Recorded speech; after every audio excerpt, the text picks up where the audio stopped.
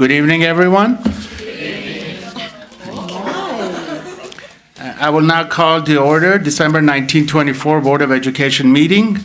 We acknowledge the traditional ancestral unceded territory of Chumash, Tongava, Fernandino, Tataviam, and the First Nation as which we are learning, educating, and living. Ms. Celeste, the principal of Providencia, please, can you come up and lead us in the Pledge of Allegiance? Thank you. Can everyone please stand? Oh, dear, not this again. Place your right hand over the heart and begin.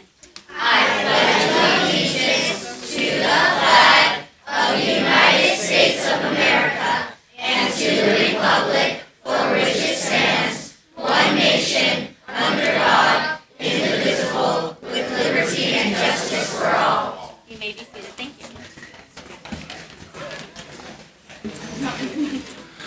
Thank you, Principal Celeste.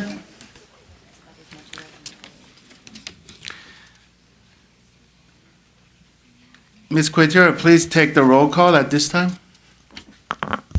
Member Cano? Here. Member Weisberg? Present. Clerk Cabot? Present. Vice President Punter Kamkar? Present. President Agakanian? Present. Thank you. We have quorum. Thank you very much. Any of my colleagues has any adjustments to the agenda? Okay. Reporting from the closed session, there was nothing we voted on. So, any items for future? Yes, Clerk. Thank you. I would like to, wow, that's really loud, right? Okay. A report, it doesn't need to be soon, but I think by like April or so, on the transition from our community day school to the SOAR program and how that's been going this year. And I think that's it. Yeah, thanks. We can do that. Ms. Tabbitt? On our agenda tonight, looks at our DEI lead teachers. At the end of in April, May, end of the school year, if we could have a report on their activities and what they did, Absolutely. to see where we're going. I think this was the appropriate time to ask as opposed to the vote time. Yeah, no problem. We can do that. Okay, thank you. Any of my other colleagues? Anything? Nothing? All right. Thank you very much. Now we're on item 8, presentations and recognitions.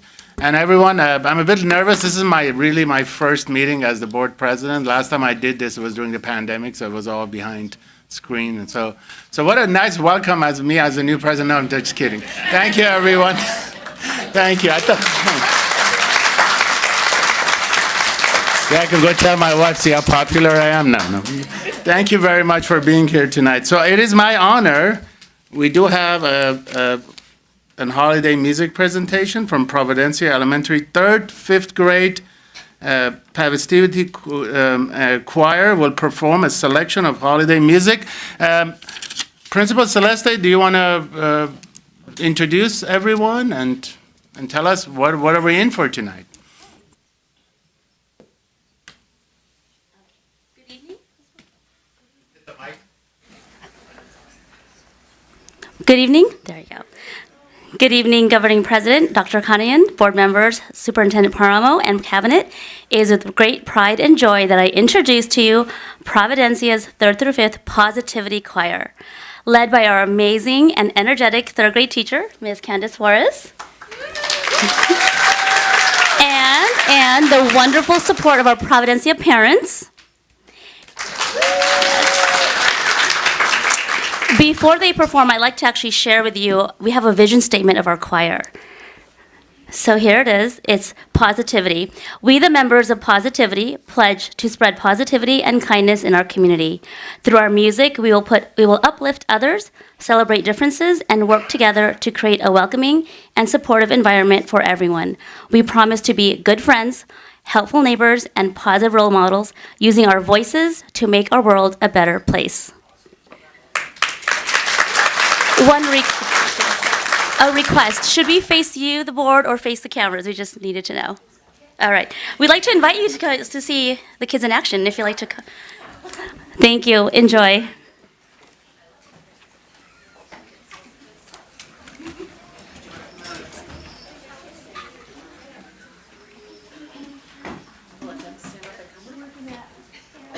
This way. So this is my red group. When I was in 5th grade. White group. Okay, come on. What's wrong with that? I'm not yet. You're fine, man.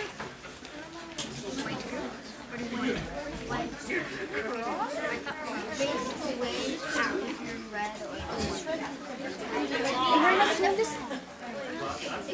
Break up some feet.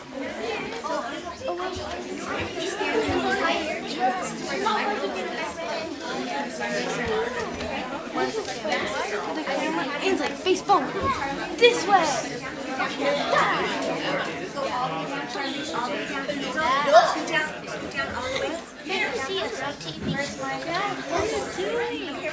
So he's gonna stand right there. So scoot down. Yeah, scoot down. Yep.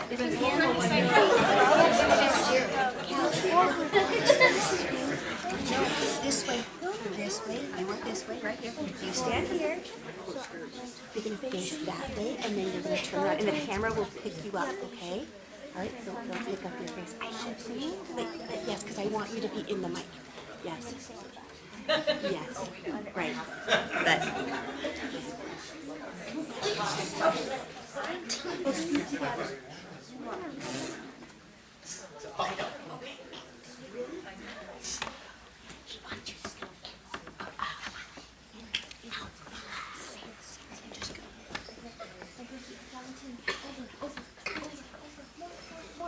Jaden, there's one. Come right here. Please pay attention. Thank you. Okay, better.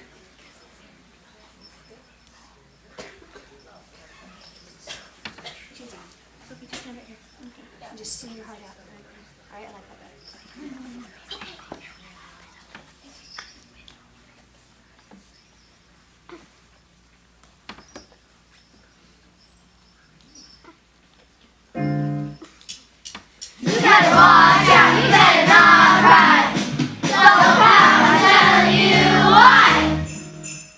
I just came back from a lovely trip along the Milky Way.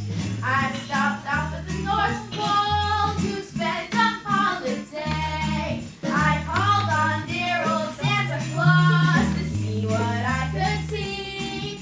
He took me to his workshop and told his plans to me. So you better watch out, you better not cry, you better not pout, I'm telling you why. Santa Claus is coming to town. Don't pout, I'm telling you, he's making a list and checking it twice. He's gonna find out who's naughty and nice. Santa Claus is coming to town. Daddy's watching, he sees you when you're sleeping. He knows when you're awake. He knows if you've been bad or good, so be good for goodness sake. Oh, you better watch out, you better not cry, you better not pout, I'm telling you why. Santa Claus is coming to town. With little tin horns and little toy drums, and Rudy toot toots and rummy tum tums. Santa Claus is coming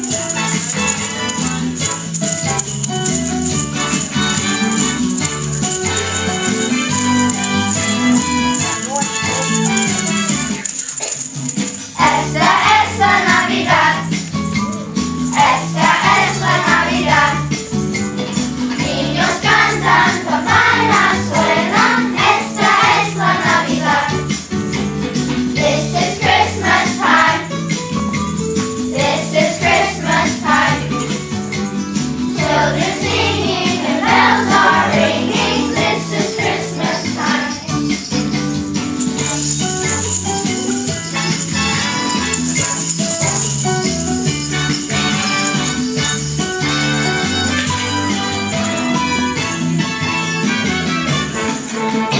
Esta es la Navidad. Esta es la Navidad. Niños cantan, campanas suenan. Esta es la Navidad. This is Christmas time. This is Christmas time. Children singing and bells are ringing. This is Christmas time. Niños cantan, campanas suenan. Esta es la Navidad.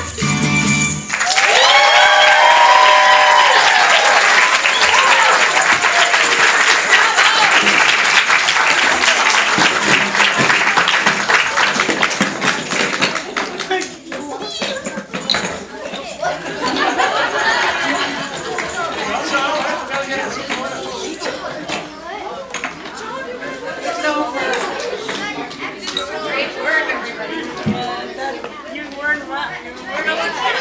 Good for you.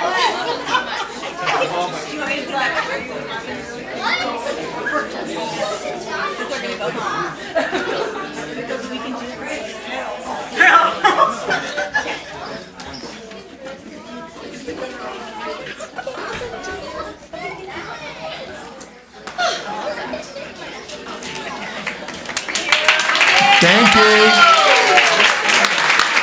Thank you so much.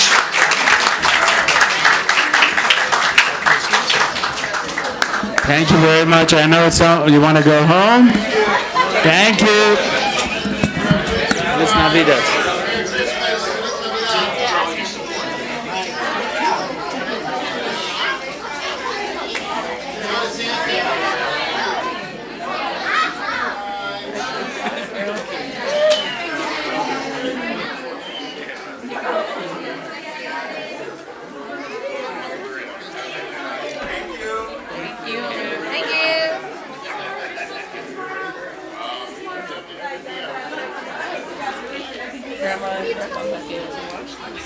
Thank you, Providencia. You guys were amazing.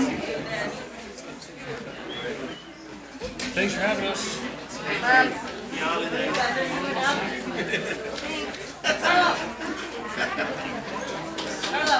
Is Jackie still there?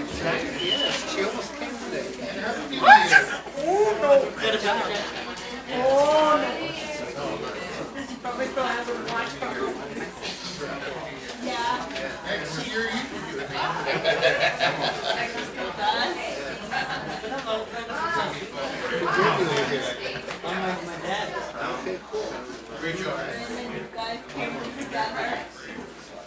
When I saw you, I was like shocked. You didn't recognize me at first because I have All right. What a performance, right? That put me in a holiday spirit. All right, next item is 8B. Recognition of Sharky's Wood-Fired Mexican Grill and Ma's Italian Kitchen for their support of our special education students who attend our football area community transition services, FACTS program. Ms. Nicholson? Jennifer?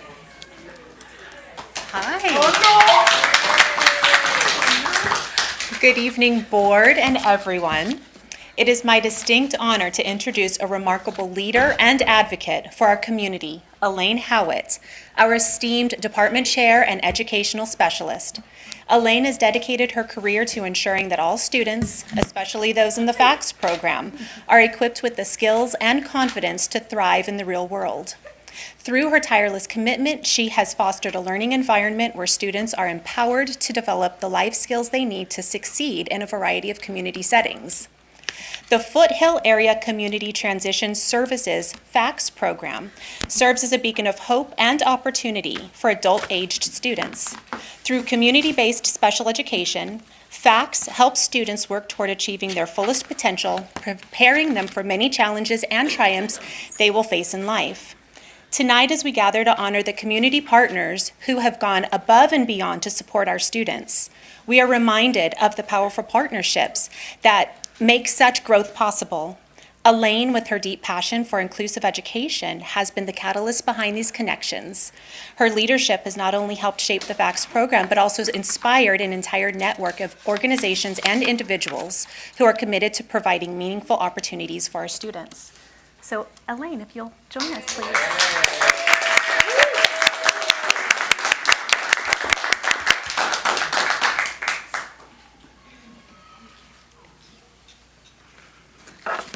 Thank you so much to my directors, Jennifer and Juan, for all their support, and the board and the Burbank Unified School District. This is my 27th year, and I couldn't work for a better place, and I absolutely love the city of Burbank, so thank you. I would like to talk the two places that really have been instrumental in helping our students. I'm going to start with Michelle, who is the owner of Ma's Italian Kitchen in Burbank. Michelle, it was 8 years ago that I came to you and I talked about our program and having a mutually beneficial partnership. You took over a restaurant we were already working at, and I was nervous because getting a new job site isn't always easy. The previous owner told me you were from Montreal, Canada. At that time, I was thinking, cool. This could be a good conversation starter. He's a fellow Canadian. I'm from Montreal too. What are the odds? Speaking a little French didn't hurt either. When I approached you, not only were you on board with the idea, you ran with it. Because of you and Isaiah, you've given my students opportunities that have raised their self-esteem, self-confidence, and increased their work skills significantly. Our students are always greeted with friendly smiles and warmth. You've made them a part of your team, and most importantly, your Ma's family. When we're off for the summer and you text me, when are you guys coming back? It tells me that we bring value to your business. I'm glad you didn't stick to your 5-year retirement plan. Because of your management and amazing food, you have no choice but to stay open for many years to come. We need you, your employees need you, the city of Burbank needs you. 4 years ago, I approached Michelle because I was a chairperson for the Ed Asner Center Celebrity Poker Tournament. And they rely on donations. Their mission is to help families with special needs by providing services for the families, including mental health, and having a place where they can congregate and socialize. I asked Michelle if he would be interested in donating drinks to the event. Michelle said, whatever you need. Not only did he provide drinks and anything that was needed, last year he won the whole tournament. And next year, he's providing a mini Ma's experience at the tournament. That's Michelle, always giving back. We appreciate you so much in our great little city of Burbank and proudly bestow on you this much-deserved award. And Jonathan is going to say something about Michelle's as well. Michelle at Ma's. Go ahead, Jonathan. Speak in the mic there. Thank you for helping us get real-life job experience. I like working with Bruce and Isaiah to help with utensils, making sure customers have clean silverware. I also enjoy laying the mats out. This has helped me to focus on a new future. Thank you for giving me this amazing opportunity to increase my independence by trusting me to do a good job and increase my skills. Perfect.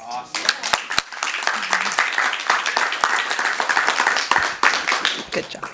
One of our other job sites who have been very, very instrumental with my students in their lives has been Sharky's.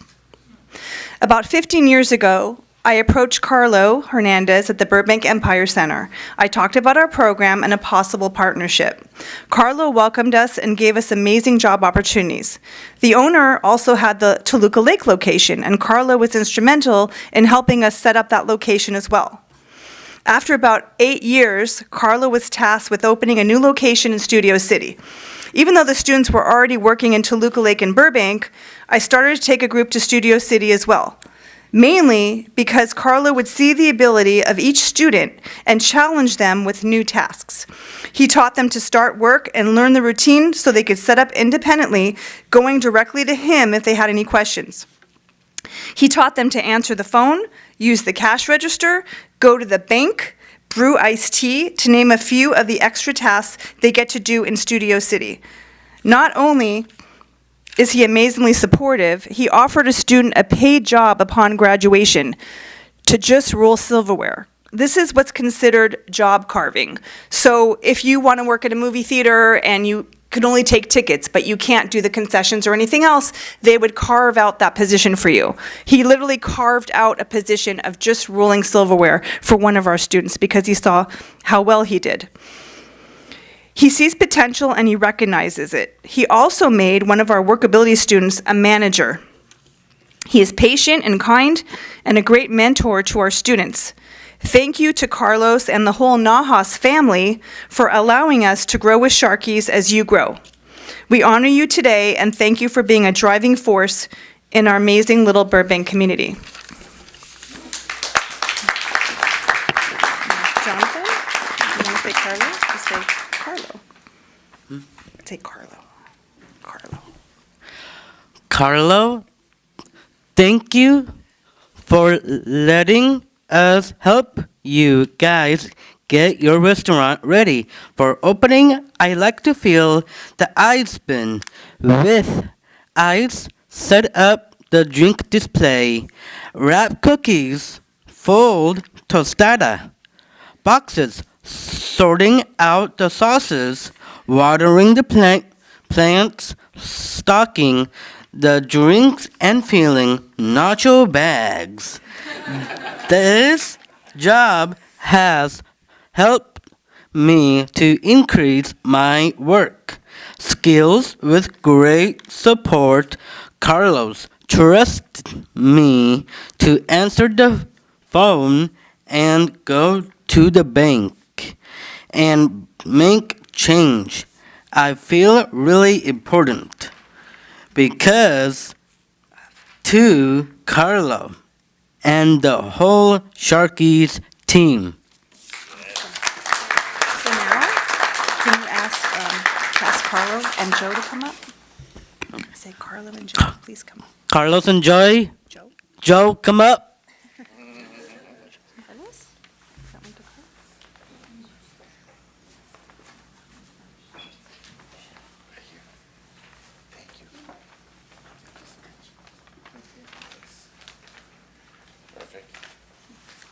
You can come up if you want to say a few words. It's okay, Carl. Come on. I just want to say, as a restaurant owner, this program is amazing. Sorry. As a restaurant owner, this program is amazing, and it's just really touched our heart. Sorry. It is. It's fun for us also. We love having the kids every day. The summer is long when we don't have them, so it's a great help. It's always a joy to have them in the restaurant in the morning. So it's an amazing program, and thank you for me to be part of this. Thank you. Put me on the spot. Well, they've been working with us for 15 years, like Elaine said. The kids are great. They help out with everything, like Jonathan was saying. I show them what to do, and then a couple days later, they're doing it on their own. So for me, it's fulfilling to see these children and seeing how much they like doing what we just ask them to do. And we get students from Harvard Westlake. We ask them to water the plants, and they're like, yeah. It's easier to work with someone like Jonathan than students that are next door that you have to be like, hey, look, come to me. I don't need any of that from you. You need to just listen to what I'm saying and do it. But I just love working with them, and thank you guys for giving the opportunity for them to come over and help us out. Thank you. All right. Before we leave, we're going to come down with my colleagues for a group photo with everyone. So if my colleagues can join me. Thank you. Any comments from my colleagues? Did you have someone else that's speaking? Or is that it? Oh, yeah, go ahead, and I'm sorry. I'm a little scared. It's okay.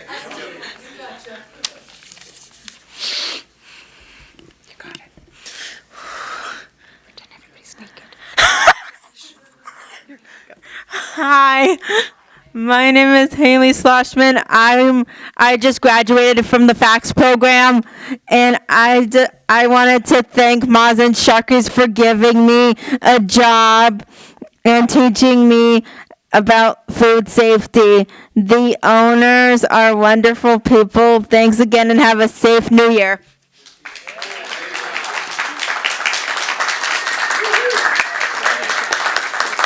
That was great. I just wanted to say that so you won't leave them. Before my colleagues, do you want to, any comments? You want to say anything? I know. We'll give you time to recover. Thank you. Thank you so much for taking this time to our restaurant owners and to the staff at BUSD. All of our students are very special to us, but to see the time and effort and love that goes into our students here that are in your FACS program means everything. A huge difference is made for these kids, and you could tell from their words how much they appreciate it. So thank you so much. And I loved your example. Love it. Thank you. All right, I've recovered now. Just thank you so much to the business owners for giving our kids a chance. I have a number of folks in my family that I really see in Jonathan and Haley, and it's really exciting for me to see how successful you two are. I know. And, you know, we've heard so much. I've been on the board for 2 years. I've heard a lot about how successful this program is, but it's always amazing to hear from students. Haley, we've heard from your dad about how amazing this program has been for you. And I'm just so proud of you guys. So thank you, Ms. Howitz, for shepherding this and for advocating for these students. It's just amazing. You guys have so much potential, and I'm really proud of you.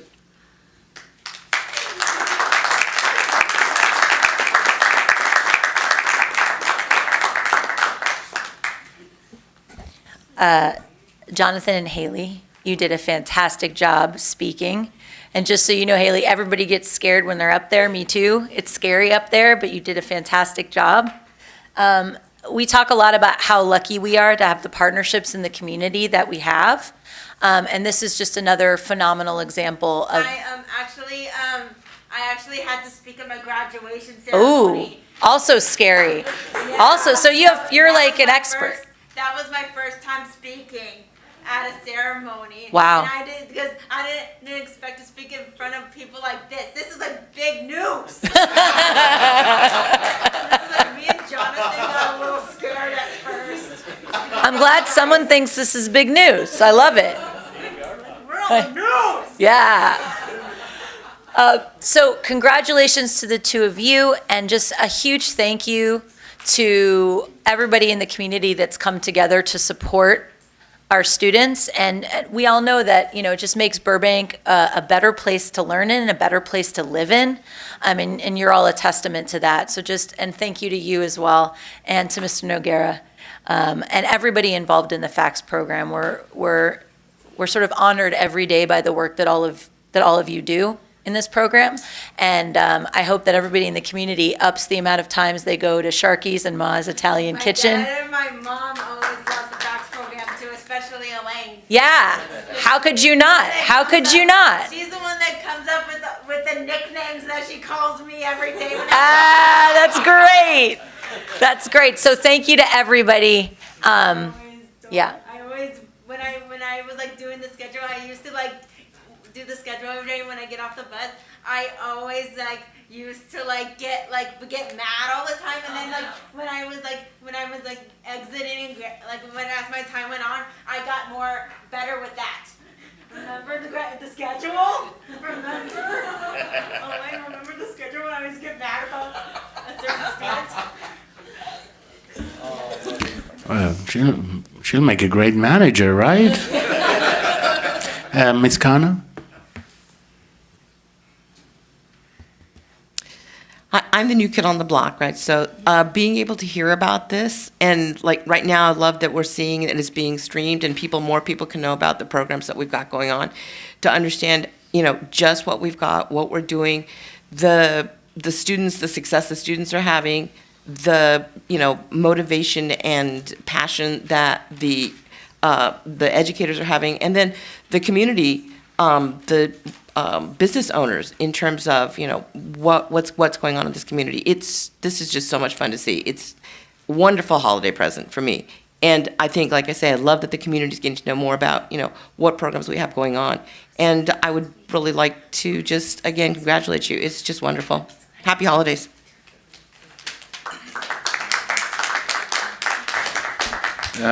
Haley and Jonathan, you did a wonderful job. Well, you're a star now. I also, someone who used to volunteer with a similar program in Glendale back in the days. Glendale Fax Program?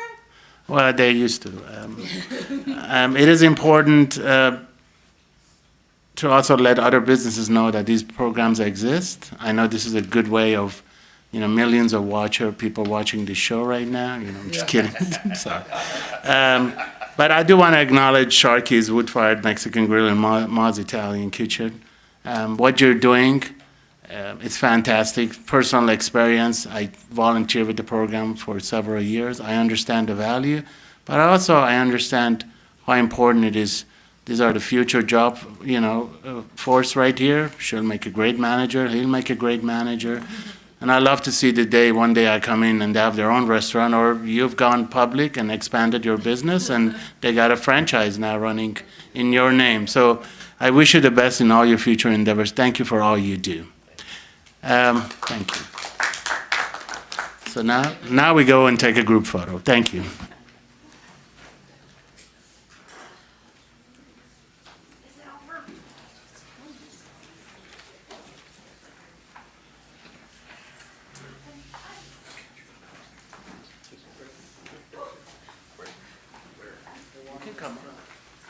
So we're going to face that way. Come in a minute. Wait, what? Thank you so much. Wait, Have you been to my restaurants? I was the speaker. So I grew up I was born in New York. I grew up in Montreal. Where's Elaine? Elaine? Where's Elaine? Hello. Yeah, Elaine, you're here. Elaine too? You're important. All right, on three. 1, 2, it's a pizza. Pizza and tacos. One more. For Instagram and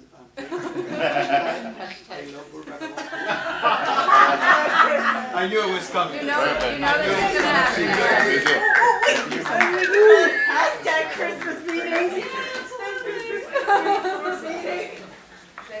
Christmas board meeting. Board meeting.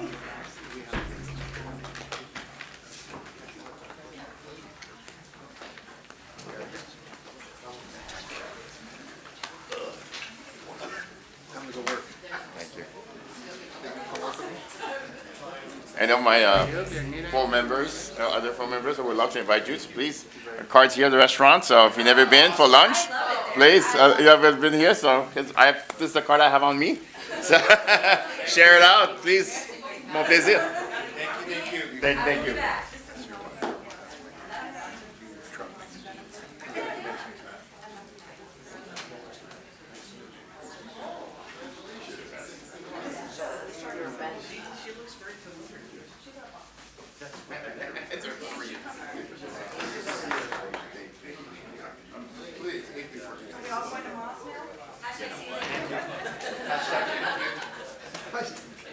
All right.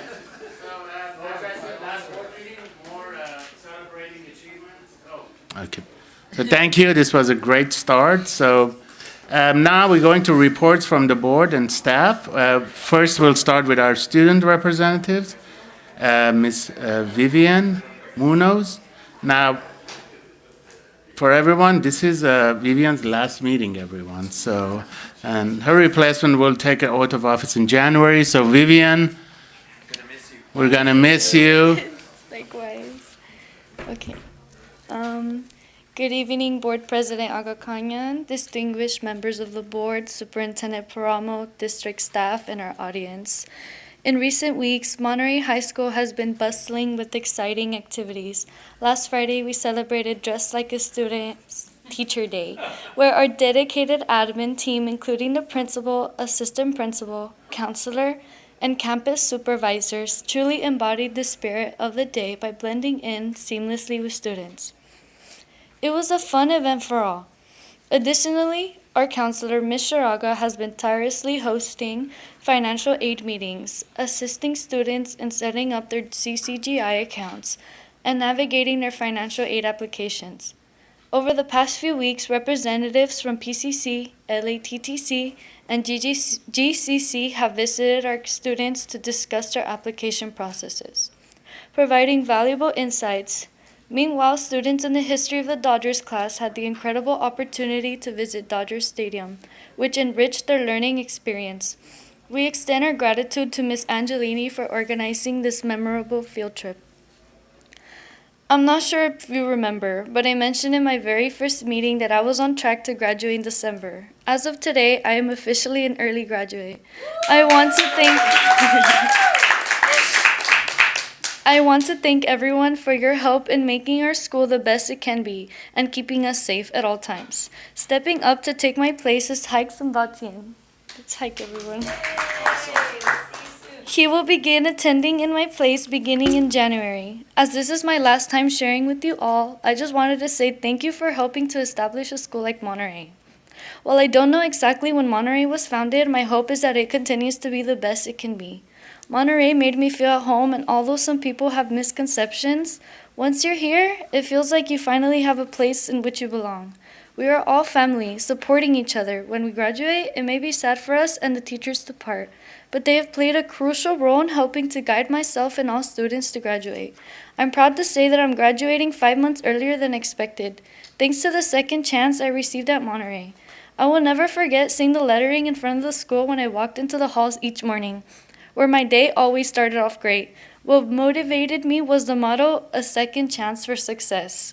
Well, ladies and gentlemen, I took that second chance and made it through to success. Thank you all so very much for your time, and I look forward to seeing Hike carry on the Monterey tradition of sharing our celebrations and happenings in and around Monterey. Thank you. Don't leave my board. Dr. Weisberg. So you have been a fantastic representative of Monterey, and I say this a lot, but I mean it. Monterey is like my favorite school to visit. It's the best. I loved seeing all the pictures of Dress Like a Student Day. I thought Milo really rocked that. Definitely, Milo. That red hoodie.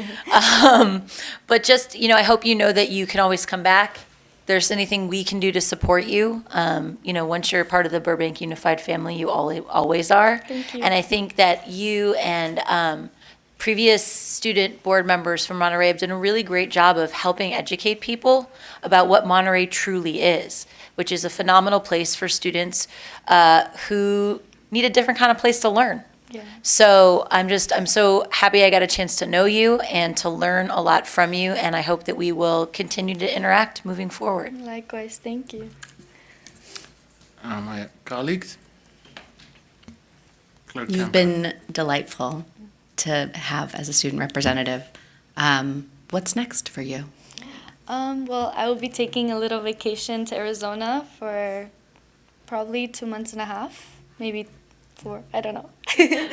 And then in the fall, I'm going to be starting community college. That's wonderful. Congratulations Thank on you. graduation and on Thank what's you. next. Ms. Tabbitt. Thank you for your time and keeping us updated on the wonderful happenings at Monterey. I wish you continued success and hope that you find everything in this world that you're looking for. Thank you so much. Ms. Cano? Just, yeah, congratulations, definitely. Both my daughter and my nephew were at Monterey, and it's amazing place. It really is. You just go and you're just like, oh, this is great. So I'm glad you appreciated just how special and how wonderful it is, okay? And so congratulations, and again, you've got your future. You're flying right now. Yes. Thank you. And Vivian, I want to congratulate you again. So coming back, it's make sure that you're going to go to college. I understand that. So if you're going to Glendale, you can come take my class. Actually, Business 101. Okay. But as my colleague Dr. Weisberg said earlier, we're here for you. Anything you need, including letters of recommendation, those helps. Okay. Look into scholarships. That letter with the little Burbank Unified Letterhead does make a difference. But I want to also thank you. You've been wonderful. You go take a little break in Arizona, have fun, and hopefully we'll see you soon. Thank you very much, and Happy New Year, by the way. Thank you. Likewise. All right. Now we have 9B, Burbank Teachers Association, BTA. Do we have anyone? No? All right. Much needed break from both Burbank Association of School Administrations and the teachers and the CSEA. And 9C, reports from the superintendent, Dr. Paramo. Yes, I will keep my comments short today. I just want to take the opportunity to wish the Burbank community happy holidays. I am hopeful that you will find rest over the next couple of weeks and that you will be ready to start the new year when we get back. Thank you. Thank you, Dr. Paramo. Item 10, request to address the board. An individual or group representative present this evening may address the Board of Education on any agenda item or any subject within the jurisdiction of the school board by completing a white request card and turning it into Ms. Guitiero. Speakers are requested to state their name prior to speaking to the board. Not more than 5 minutes may be allotted to each speaker, except by unanimous consent of the Board of Education. The superintendent may refer the matter to the proper department for review. The district is providing also alternatives to in-person attendance for viewing and participating. Ms. Guitiero, do we have I do believe that we have a one speaker and a virtual speaker, or two virtuals? No, one speaker, one virtual, or just two speakers? Two virtuals, okay. Do we want to start with the virtuals? Yes. Thank you.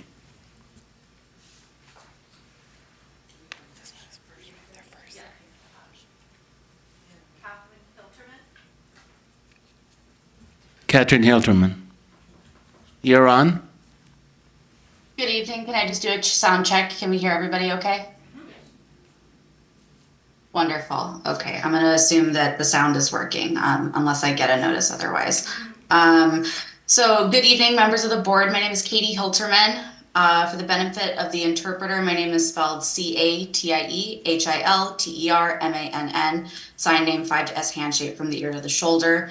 I came to address the board today about concerns regarding staffing of sign language interpreters with the district.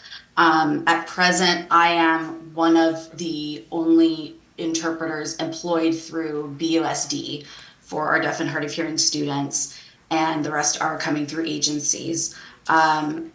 With this use of our agency interpreters, even though they're incredibly helpful, I know that for myself and my colleagues, at least at John Muir, we're all feeling some of the strain of not having a district interpreter alongside me to work on additional extracurricular assignments, prepare for events at Muir and other demands that come with the job.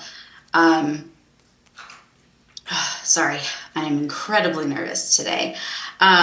Right now, the district is paying, I think, at least 3 different interpreting agencies to provide access to our deaf and hard of hearing students as mandated by their IEPs.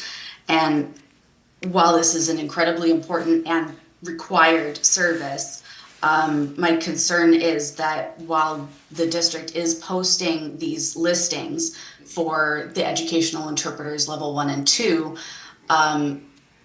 that we're also creating a vicious cycle. So right now, BUSD is one of the lowest paying districts for sign language interpreters. And on top of that, if freelance interpreters know that they can go through the agency, make a higher hourly rate, and then decide for themselves how much they'll take out for taxes, how much they'll take out for benefits or for insurance and such, there's no real incentive for them to come to Burbank and then stay as a Burbank employee, which ends up creating strain for our students who have an interpreter for a certain length of time, and then sometimes these freelance interpreters don't necessarily build a relationship with them, and so then it can impact how much they feel compelled to use their self-advocacy skills, like asking the interpreter to stand in a particular place or sit in a particular place, or to express to their teachers or admin, hey, this interpreter is a great fit, I'd love to keep working with them, or hey, this interpreter is not a good fit, I'd like to switch somebody out. I know that budgets are challenging. I know that everything costs money, and I know that interpreting is an incredibly expensive service. But I am concerned that dishing out so much of our budget for agency services is ultimately creating a vicious cycle. And I wish I had a solution for you. I wish I had a whole PowerPoint presentation to fix it. Unfortunately, I don't have it, but I do want to raise the concern so that we can at least continue to talk about it. And hopefully, as time goes on, we'll be able to figure out a solution to get more interpreters in at the district level so that we can really use them to the best of their ability and to the benefit of our students, our staff, and their families. I also wanted to bring up a point that one of my colleagues requested that I offer up at today's meeting. So for those of you who don't know, there's an organization in Los Angeles called the Greater Los Angeles Agency on Deafness. They do advocacy work. They provide sign language interpreters out in the community and medical settings. They're a long-standing historic organization here in California. And we could be utilizing GLAD to share our job postings that are related to the Deaf Ed program here in Burbank. So all of those positions related to interpreters, ASL fluent paraeducators, all of are looking for more DHH teachers. GLAD, I'm sure, would be more than happy to connect with BUSD to make those job listings spread further to hopefully recruit a greater sample of candidates. They also would be more than happy as an organization to provide trainings for our staff, or even to come and connect with our students so that they can see what it's like to meet another deaf professional and get an idea for what their future might look like.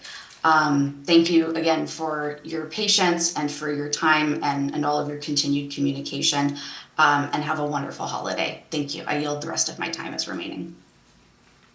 Thank you very much. We have another virtual speaker. If you can read out the name, because I don't have it on my screen. H. Peak, your mic is unmuted. Good evening, members of the board, administrators, and Burbank community. My name is Holly G. Peak III, and I am the parent of 4th and 1st grade students in the Burbank Unified School District. My wife is from Burbank, attended Bret Hart Elementary and John Burroughs High School. So when it came time for us to start a family in Southern California, there was nowhere else she wanted us to be than Burbank. Since moving here almost a decade ago, I now understand why she was so adamant that our children be raised here. Burbank is a vibrant community rich with diverse perspectives and insights that prides itself on inclusion and respect of differences. I'm here tonight because I'm deeply concerned about the harmful and lasting effects of hate speech within our schools and the urgent need for proactive measures to address it. Just recently, within the last several weeks, both my children have had incidents involving the N-word being said by other children at school. My 1st grade son having had someone come up to him on campus at an after-school event and say directly, "Do you know what you are? You're an N-word." Hate speech is not merely hurtful words. It can be deeply traumatic, creating environments where students feel unsafe, unwelcome, and unworthy. Any instances of anti-Semitic slurs, anti-Black rhetoric, anti-Muslim comments, anti-immigration sentiments, anti-LGBTQ plus bullying, and anti-Asian discrimination are alarming and demand our attention. As you know, California Education Code 201B clearly states that public schools have an affirmative obligation to combat racism, sexism, and other forms of bias, and a responsibility to teach pupils the values of tolerance and mutual respect. Furthermore, the Safe Place to Learn Act, Education Code sections 234 through 234.5, mandates that schools prevent discrimination, harassment, and bullying, particularly for students in marginalized groups. Yet without comprehensive action, these mandates risk becoming hollow promises. Hate speech is not just a violation of these laws, but an assault on the core values of our educational system. Research consistently shows that students who experience bias and hate speech are at a higher risk for depression, anxiety, and academic underperformance. They feel alienated in spaces that should embrace, edify, and empower them. I am urging the board to develop and implement a standardized district-wide curriculum to educate students on the dangers and impacts of hate speech. This curriculum should be grade level specific and define hate speech and its forms, highlight historical and contemporary examples, include testimonials or stories from individuals who have faced the trauma of hate speech, teach empathy and allyship, equipping students with the tools to stand up against hate speech when they witness it, including but not limited to clearly communicating the expectation to report such language to school faculty and administration, and incorporate restorative practices, helping students who engage in hate speech understand the harm they've caused and how to make amends, making clear the consequences for any repeat offenders at the elementary level, and enforcing a zero tolerance policy for middle and high school students. I am advocating for a curriculum that centers around tenets that foster good citizenship for our students. Programs like these already exist in other districts and can be adapted to meet the needs of Burbank Unified. I understand that children often mimic what they hear or see sometimes without fully understanding the harm they're inflicting, but ignorance is not a justification. Education is the most powerful tool we have to prevent ignorance from festering into hatred. Teaching our children to respect one another, to honor differences, and to recognize the humanity in all people is not just a moral imperative. It is essential to the success as members of a diverse society. In closing, I ask this board to act swiftly and decisively. Use your influence to create schools where hate speech has no foothold and every child feels safe, valued, and respected. Let's teach our children the power of their words, not to harm, but to heal. Thank you. Thank you. That was our last virtual speaker. We also have one in-person speaker, Mr. Jerry Malady. That's you. History teacher at Burbank High School. Burroughs. You said Burroughs. Sorry. Burroughs, sorry. Thank you, Dr. Armacanine. School board and staff and Dr. Paramo and anybody who wants to listen on Christmas week. My name is Jerry Malady, and like they said, I'm from a history teacher at John Burroughs High School, a graduate of John Burroughs Senior High School, graduate of David Starr Jordan Junior High School, with the elementary school at the St. Bars. But Dr. Weisberg, before I get started, when you said that about the BSD family, I was thinking like since kindergarten. So I've been part of the BUSD family since like '64. Wow. So yeah, I usually tell my students that Burbank's like the Hotel California. You can check out anytime, but you never leave. You look great. Thank you. Getting close to that retirement. Okay, so first off, I want to say thank you for your time last week, and I want to clarify a couple things about what I maybe not communicating properly. Regarding what about teaching? You said about teachable moments and such. I understand teachable moments. My problem is like, I feel like there's conflicting directives of like, how do you address these things? Because and I'm not a historian, my degree was in business, but I think I'm a history student, and you look for parallels in history, and I think there's serious parallels going on. But it's like the thing is you can't really address them because you might offend somebody. And it's like, where do you draw the line there? I mean, because I think of that poem that first they came, and my question has been for the last couple of years, like, why do we teach our students these things, but then we let them go? I mean, do we ever learn from our lessons? Because that's like the famous saying in history, like, those who fail to learn from history are doomed to repeat it. And unfortunately, it seems like we might be right now. You mentioned about hate speech. I did talk to Kenny, so that was taken care of. But now my favorite stuff, back to the grading. If you want to see Hell Week and his teachers, finals week is it. Because not only do they not study, but they also come up and say, how many points do I need to get such and such grade? And this is the point I was trying to make the other time, is that when we've been doing this point system probably for hundreds of years. I mean, there's like the old saying, if someone woke up, they went to sleep 100 years ago, woke up today, the only thing they'll recognize is high school. And, we just don't change, but that point system is, we're not teaching, they're not learning. What they're getting is how many points does it make? And I see that on the results of, well, they do well in the test, but the next day, they don't know. And so this summer I had a chance to be back in Illinois for visiting relatives, and one of the days I was there, I went and took, we're gonna run out of time. I went and took a field trip, I guess, to Stevenson High School, which is like the home of the PLC movement. Now they started the PLC movement back in the early 2000s. Well, they're actually going a whole different direction now, and I feel like we are just starting, at least at my site, we're starting with something that's 20 years old. Maybe we should need to look deeper into it. And they have a whole thing grading. So I talked to the vice principal and to the principal, and then they gave me this wonderful book for free. And you can see it's kind of worn. But one of the things about grading that I learned from them is, like, when you have, like, let's say, one kid has like a 40%, 70%, 90%, and going up that way from the semester. And the other kid might have 90, 70, 40, 40. Obviously, kids going down, but they have the same grade. That doesn't show mastery and stuff like that.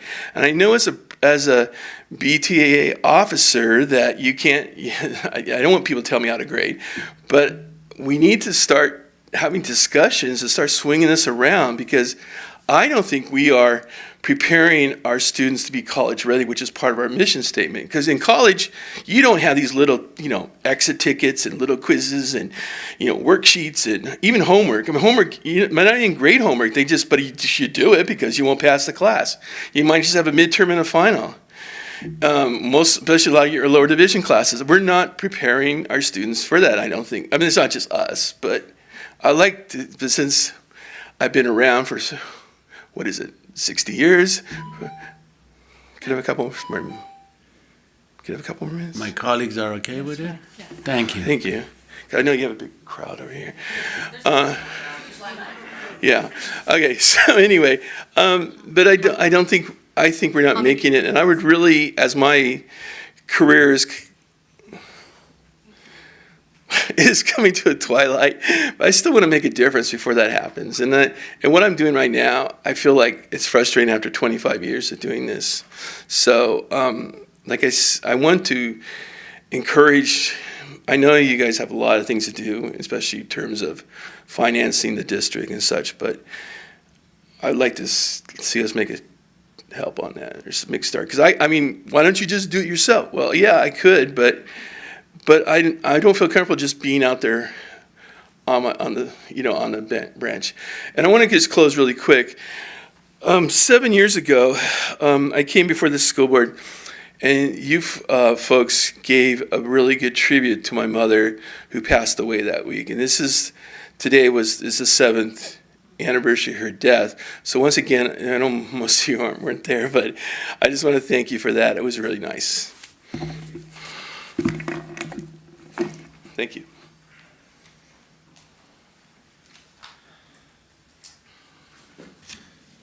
Thank you. Superintendent's comments?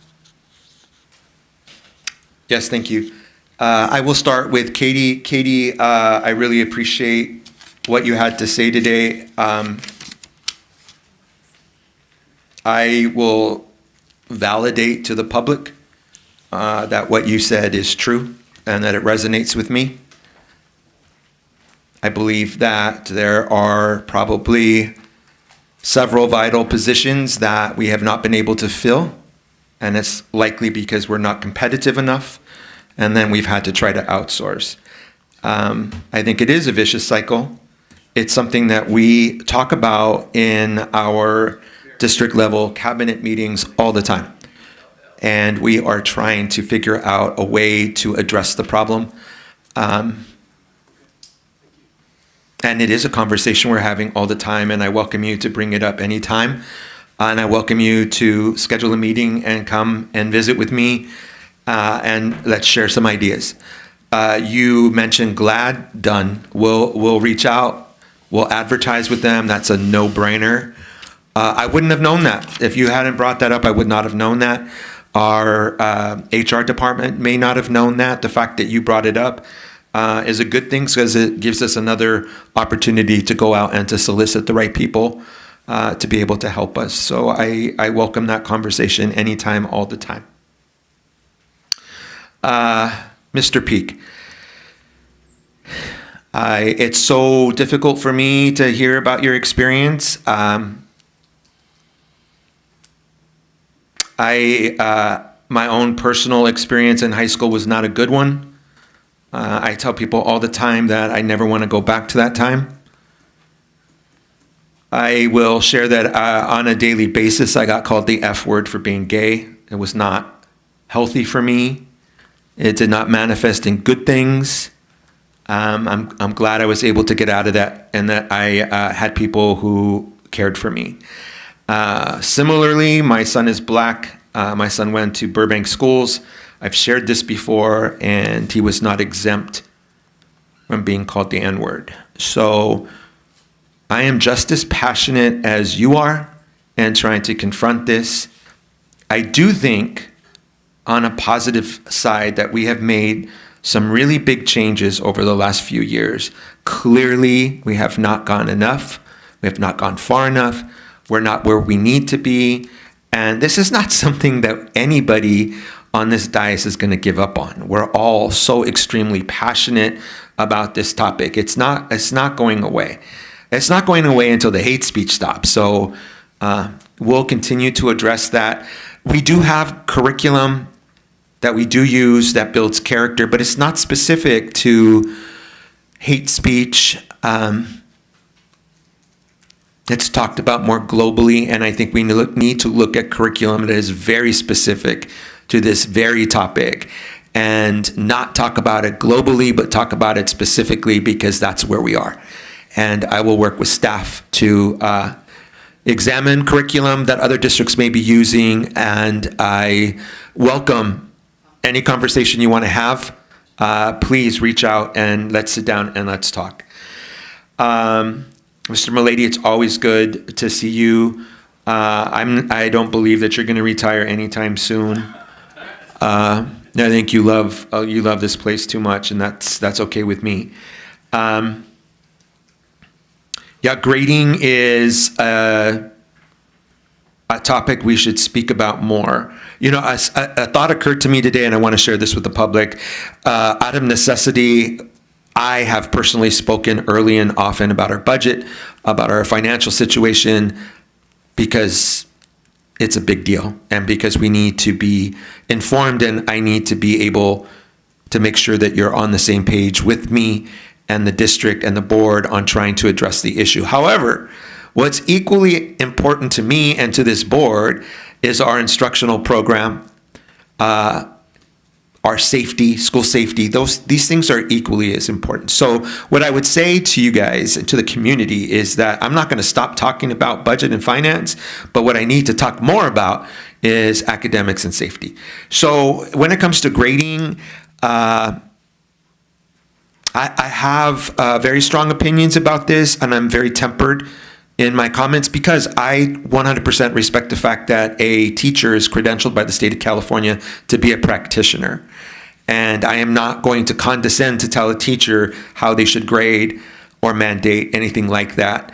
But I think that there is the potential, if we get together as colleagues, to have a broader conversation about what mastery really looks like, what a grade is supposed to represent. I think that's an important conversation. I think that we implement rules to teach kids, I don't know, responsibility, timeliness, all sorts of ancillary things that are important. I'm not saying they're not important, but when you see a letter grade on a report card, it's supposed to mean one thing. And that what it's supposed to mean is, did I master the material? And to what extent did I master the material? And if you think about that against the way you're grading, you will probably see a disparity because we're using practices that are antiquated. And I'd love to have this conversation at greater depth with our teachers union, with our teachers at a school campus, at coffee with the principal, because it's something that I can talk about for hours and would love to share what I think are important tenets that we need to re-examine. My colleagues, Dr. Weisberg. Thank you, Ms. Hilterman. To echo Dr. Paramo, you gave us some really fantastic suggestions. I think, your point about us being one of the lower paying districts is true. It's true. I wish there was a way around it. I think that one of the ways in which we'll be able to address this is by passing a parcel tax, which is part of the reason why we're already focused on having that conversation. We don't have, a ton of options in regards to additional revenue streams, but I hope that soon we will join the ranks of all of our surrounding districts and communities and invest a little bit more in our districts the way that they do in theirs so that we can pay people what they're worth. Because you're right, how do we incentivize people to stay here if they know they can go somewhere else and make a ton more money? I've also enjoyed our back and forth via email, and I've learned a lot, so thank you for that. To Mr. Peak, if you talk to families of color in Burbank, I think that you would be hard-pressed to find a family of color who has had a positive experience with their children in Burbank Unified. And that's a tough thing to say, but the number of conversations that we've either had individually with families or have come to the dais or spoken virtually leads me to the conclusion that, to echo Dr. Paramo, while we're doing work, it's not working. And it's not working as well as it should be working. Now, granted, things take time, but that's easy for me to say when I don't have a child in the district who's experiencing hate speech on a regular basis. Time isn't something that you have when you're trying to protect the physical and emotional safety of your children. Over the past couple of years, we've tried a number of different things.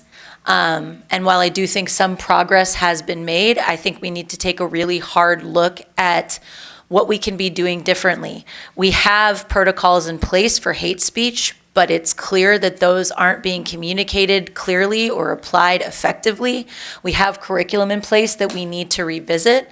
It's great that we have community partners who are showing up to, we're putting up posters and we're putting up, we've introduced anti-racist statements in order to bring in employees who believe as firmly and we do as in the equitable practice of education, but it's not enough. And so we need to figure out what we can do with the resources that we have, because yes, they're limited, but that's not an excuse. So Dr. Paramo, hopefully you and I can speak about this, about creating a superintendent committee to really sit down and address this more thoroughly. And this is not in any way to diminish the work that's been done. We have amazing district staff who are working every day, all day on this. We have DEI teacher leads. This isn't because we don't care, but I do think that we need to take a look at what we're doing and own the fact that what we're doing is not working in the way that we need it to. Wow. I'm looking up there and it's like a 90s video. Sorry, ADD. So, Mr. Peak, I can imagine that it was not easy for you to call in and share what's been going on with both of your children, but I hope you're hearing that rather than just us saying we're sorry, because I know that we are, we need to be changing the ways that we're addressing these issues, and we need to do it quickly. So I really appreciate you taking the time to call in and let us know, and I hope that you've also communicated with your principal at your school sites, and that, God forbid, if this is to happen again, that you will reach out immediately, not only to your site administrator, but to Rebecca Harris, who is Director of Diversity, Equity, and Inclusion in Elementary, Dr. Macias, Secondary DEI, and also Dr. Paramo, and talk with them immediately so that we can address this sooner rather than later. To Mr. Milady, I don't know if you've checked out Grading for Equity, but it's a really fantastic book that I use to change my grading practices. And I just want to echo something that Dr. Paramo said, which is it's hard to do anything alone. So, I mean, I imagine, I don't know if you have other colleagues on campus who would sit down and talk about the way that they're viewing it, or it's something you can do in a faculty meeting. I don't know the reality of those because, I'm not intimately familiar with every single teacher. I do know that there are some teachers on your campus who I think are real innovative thinkers and practitioners. But I always think it's important for us to reflect on whether or not we're giving grades for mastery or grades for myriad other reasons. So I think it's important to continue to have these conversations and really center, our practice in conversations like this. So I'm glad you've brought it back again, and I cannot recommend that book more highly. Happy to loan it to you. Thank you. My colleagues? Are we going in order, or are you just going right? We're going in order. It should be Loretta, then me. Are we going in order? No, it's Me, you, then Loretta. Yes. And then That me. we should go in order, yes. Yes. Ms. Kano? Thank you. I just wanted to say, I think Dr. Paramo said it all in terms of my feeling. I would definitely like to maybe address Mr. Peak in terms of, I really do appreciate, as another person of color, hearing the way you're coming in with it, and the idea in terms of people understanding that it's the effects of what speech does to people sometimes. And I think we teach a lot of the other things around it, but sometimes in terms of understanding the effects and sometimes the long-term effects, as Dr. Paramo talked about also, that I sometimes think it gets lost in terms of what we're teaching, that the effects of it. So I really appreciate that. And then colleague out here, yeah, definitely the idea of having that discussion with your other colleagues. I know that's something that still comes to me, and I know with my faculty that we talk about the idea of grading. And again, what does it mean? What does it mean to you? And just continuously having that open speech, because I do think it's something that actually is kind of organic. It does change. It changes obviously with the content. It changes with the even sometimes just with the group of children that you're working with. So yeah, good points. Thank you. Thank you. Clerk Tabbitt? Thank you. Dr. Paramo, thank you for your comments. I'm in no particular order, but because I kind of want to tie it up with a pretty little bow at the end, because as you know, I tried to be helpful and a problem solver and not just, talk about things. Sometimes it puts more work on people's plates, but sometimes it's for a really good reason and cause. So, well, let me start with Mr. Preek on the hate speech issues as well as you. Your comments tonight were so well spoken and delineated, and who would have thought in this 2024, about to be 2025, that this is our conversation still. For God's sakes, people. It's ridiculous. We are looking again at our DEI lead teachers. Perhaps this could, in the second semester, be a focus of concern and create some kind of content program, something at their school site, each individual one that focuses on hate speech. My issue is this stuff happens at school, but it may not be the place of origin. And likely not. I know, but I didn't know how vicious I could be. So we need to do all we can because we have to combat when those kids go home. And I think there's things we can do and things we can work on and just provide an environment that 100% this is not tolerated. We used to have that zero tolerance with guns. I remember a kindergartner that brought on the 100th day of school some army men and was suspended because they had guns. That's the extreme example of zero tolerance, but it doesn't seem like any problem is resolved, or it seems that people may be even more comfortable saying things that are not appropriate and are uncomfortable to most people, and that's not okay. So if you think that's a way to go, to have those DEI lead teachers focus on that, I think that would be a great start. Ms. Silterman, thank you for some guidance for help. And unfortunately, yes, we are one of the lowest paying districts, and it's not just with interpreters. It's across the board. For varying reasons. There is definitely a lack of equity in school funding, which I speak about all the time. And it would behoove the state to look at what they do and how we are funded, so that we have the ability to provide on an equal footing with other kids in our same state, which at this point in time, we can't. My own daughter has taken a position with an outside agency due to the fact that it pays more. And so I get her perspective. I get our employees' perspective. It's really hard knowing you're doing the same job. It reminds me of being a first-year teacher, where you come in and you just work your buns off, and some other folks that have been there for years don't put the same amount of time and effort in, and it's frustrating. And in this case, these folks are getting paid sometimes double what our own employees are making. So I appreciate the help. The human being that can come up with the answer to fixing this problem is pure genius. But that's what kind of led me when I was listening to Mr. Mulady talk about the issues that you face being a teacher. And sometimes there's folks out there with an answer, or an answer that will work for you.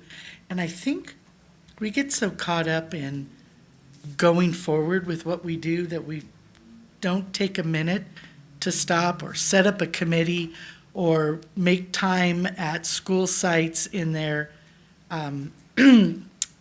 monthly meetings that they have with staff and say, let's focus on an issue, and people just talk about it and throw some things out, because sometimes when you're just talking about something, an idea may come to mind that may work for a lot of people. And so I'm suggesting that maybe we make some time for town halls, or just you said coffee with the principal, but maybe coffee with some board members or coffee with the superintendent, and talk about these issues and just have time to have a conversation and see what develops from them. That costs us nothing, and sometimes some really good ideas come from just hearing from people who didn't know we wanted you to speak up and say something about an issue that you think you're having, but maybe a lot of people are.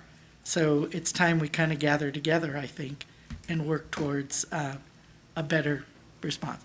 Mr. Mullady, I don't know that that's the exact answer, but sometimes, I saw that. Sometimes, sometimes you've got to start with something. And if it grows to something that works, I think that's okay. I don't want to sit up here and just, ignore or spew out something that I think people want to hear. I want to be productive. And for me at this moment, I thought that was a good idea. But hey, I'm just one person. So anyway, thank you very much. If I hit on everybody, I hope so. Thank you. Thank you very much, Vice President Panzer-Kamkar. Thank you. I don't have a lot to add to what my colleagues have said, so I'll try to keep it short here. Ms. Hilterman, thank you for your work at John Muir Middle School and for giving us context around what's happening at your school. That's always incredibly valuable to us as board members, I think to staff as well, to just hear from people who are doing the work day in and day out. And I make up that must be an incredibly frustrating situation to be in, both as a professional, but also when you see how it affects your students. And so thank you for bringing that forward.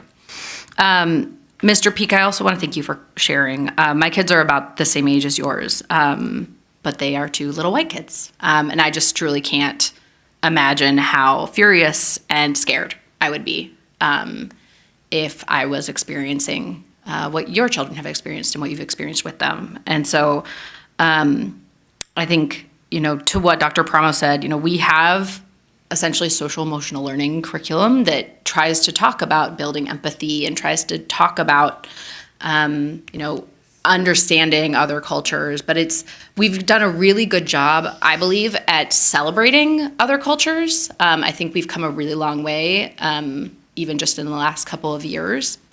But I don't know that I think we've shied away, especially in elementary grades, from addressing negative behaviors. And I think it's hard, right? Because they're little. But that's the time to really have conversations with kids. Kids can do a lot more than we give them credit for sometimes, and they can have a conversation about why they used that word and what they meant from it. What did they think it meant? And how it makes people feel, right? And so I think it's great that we're going to think more holistically about that curriculum and how it addresses some of these negative behaviors. But again, thank you. And as Dr. Weisberg said, I really encourage you to continue speaking up if this continues to be an issue. And Mr. Mullady, yes, I love mastery-based grading. As I've mentioned, I think before, I think we had the math PLC come around this time last year, and one of the things that I mentioned was in elementary, it's all mastery-based grading, right? We don't, even though my children have homework, it's not part of whether they get a 4 or a 3 or a 2 or a 1. It's whether they know how to do the standards. And that's not just English and math, that's also social studies and science. So it can be done. We just, for whatever reason, in secondary, don't do it a lot. Now, I think you've got probably some really good examples at Burroughs from the math collaborative folks, because they have been co-building all of these assessments that are going to help them get to that point of mastery-based grading, so that we get away from, because I was a high school teacher, I remember kids coming up to me and saying well, how many more points do I need so that I have a D instead of an F or a C instead of a D? And I would say to them well, this is, I've looked at all the standards, and here are the standards you need to meet in order to change your grade. It's not, which assignments do you need to put back in. And so it's a really hard conversation to have, right? Because I think we've in some ways trained our students and our parents to think that there are ways to just kind of gut it out and turn in a bunch of paperwork and do a bunch of busy work to get their grades up, rather than mastering the material. And I think if we can focus on that, it's going to do great things for our A to G rate, which I harp on a lot. But also just it's going to actually increase achievement and equity if we're holding our kids responsible for the content they're supposed to be learning in class.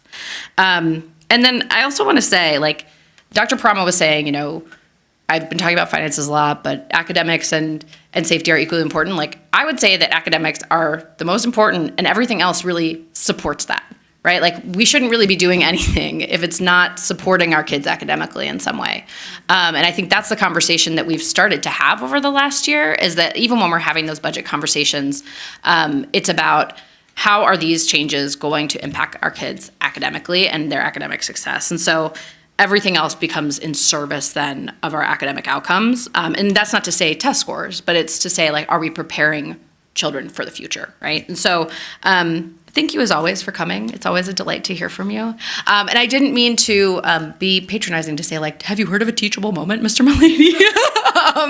That's not what I meant at all. I think it's more like, it's really hard when a kid says something incredibly inappropriate, right? I had that experience a lot in my classroom, and I only taught for 2 years. And so I think it's, I'm sure you have a couple of strategies up your sleeves, but I make up it's a hard time to be dealing with that because the world is very polarized and everything is seen as political. I feel like I heard that a lot even when I was in high school, that things were like, well, why are your teachers getting political? Because I had a fairly conservative family, and it was like, no, they're not really getting political. They're just teaching history, Mom.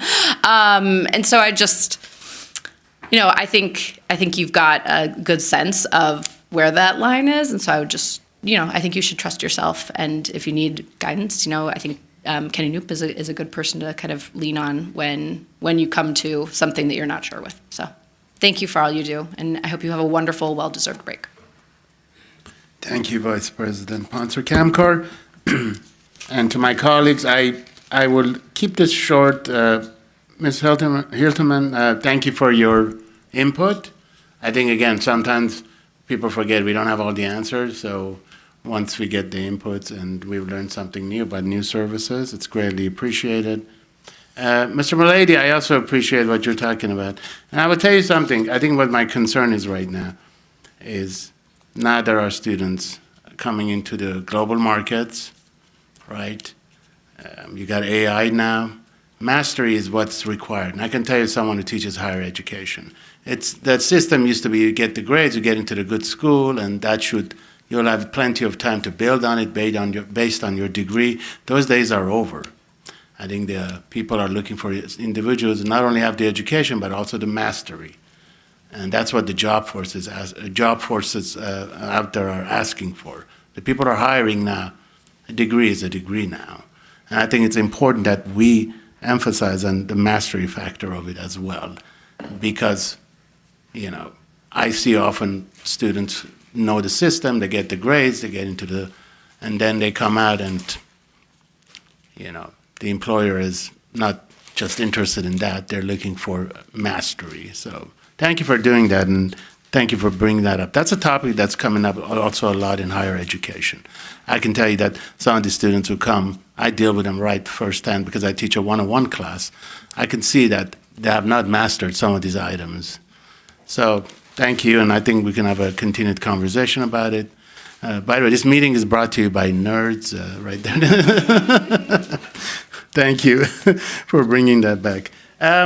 Last but not least, Mr. Peak. So this is a topic that I've brought up many times as someone who's been victimized in the past in the city of Burbank itself. And now recently, as some of you have read in the paper, in the news, now businesses are being targeted. Armenian developers being targeted. And the email read, "You aren't welcome here. This is why the Turks killed your family." This is someone who is legally building a development in the Rancho area. And it made it to national news, actually. So, Mr. Peak, thank you for bringing these concerns. It's something that we've talked about over and over in our district. But going to my colleague's point, Ms. Tabbitt also, and also the source of it, where does this come from?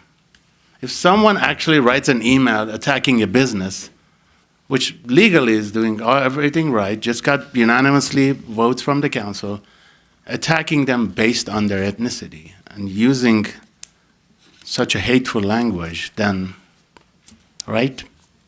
So I encourage everyone to not only talk about these issues, bring them forward, educate people.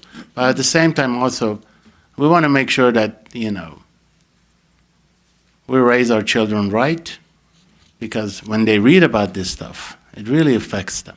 And nowadays, as my colleague said, 24, 25, it just happened 2 weeks ago. So thank you for bringing that up. It is something that this board is been talking about. We always say hate has no home here. We always talk about this. But it's a difficult challenge. That's why we need members of the community like you to join us. We need parents, we need organizations.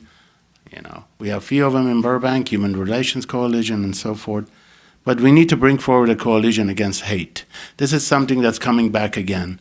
And we just witnessed this right here in the city of Burbank, attacking businesses now, I guess. So thank you for bringing that up. I know Ms. Weisberg will be talking with the superintendent about maybe creating a committee, right? But again, I think one other thing people forget, it's sometimes difficult. When you use words like "you're not welcome here," we have a big community of refugees coming from the countries like Ukraine, Azerbaijan, Armenia and Karabakh, and these are individuals who were also told you're not welcome here. So we also have to remember, we need to address this as a whole, as a community, but also making sure that everyone knows that everyone is welcome in Burbank, especially in the Burbank Unified School District. Thank you very much.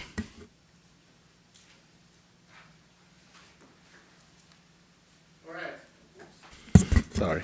11, new and unfinished business. 11A, approval of school sites 2024-2025 school plan for student achievement. May I get a motion and a second? So moved. Second. Moved by Vice President Panzer Kamkar and seconded by Dr. Weisberg. All members in favor, say aye. Aye. Hang on, before we But do we that, need to can have we hear discussion. from I'm sorry, do we have to have Dr. Knapp a Dr. little bit? Knappik, sorry. Not that I'm thinking of voting no on the school single plans, but I would like to hear about it a little bit. Dr. Knappik. Good evening, Board President Agakanian, Vice President Panzer Kamkar, Board Member Superintendent Paramo, colleagues in the Burbank school community. I'm pleased to share with you that all of our schools have gone through the process to create their school plans. So a school plan is an educational plan. It's a budgetary plan. It's a compliance plan too. And this document follows a template, and within the template, the schools are looking at educational data. And based on the data, they're developing strategies, actions that are addressing concerns in relationship to reading language arts or English language arts, mathematics. It could include social studies. It could include science. It does include parent engagement. It does include social emotional learning, and it could include other aspects too.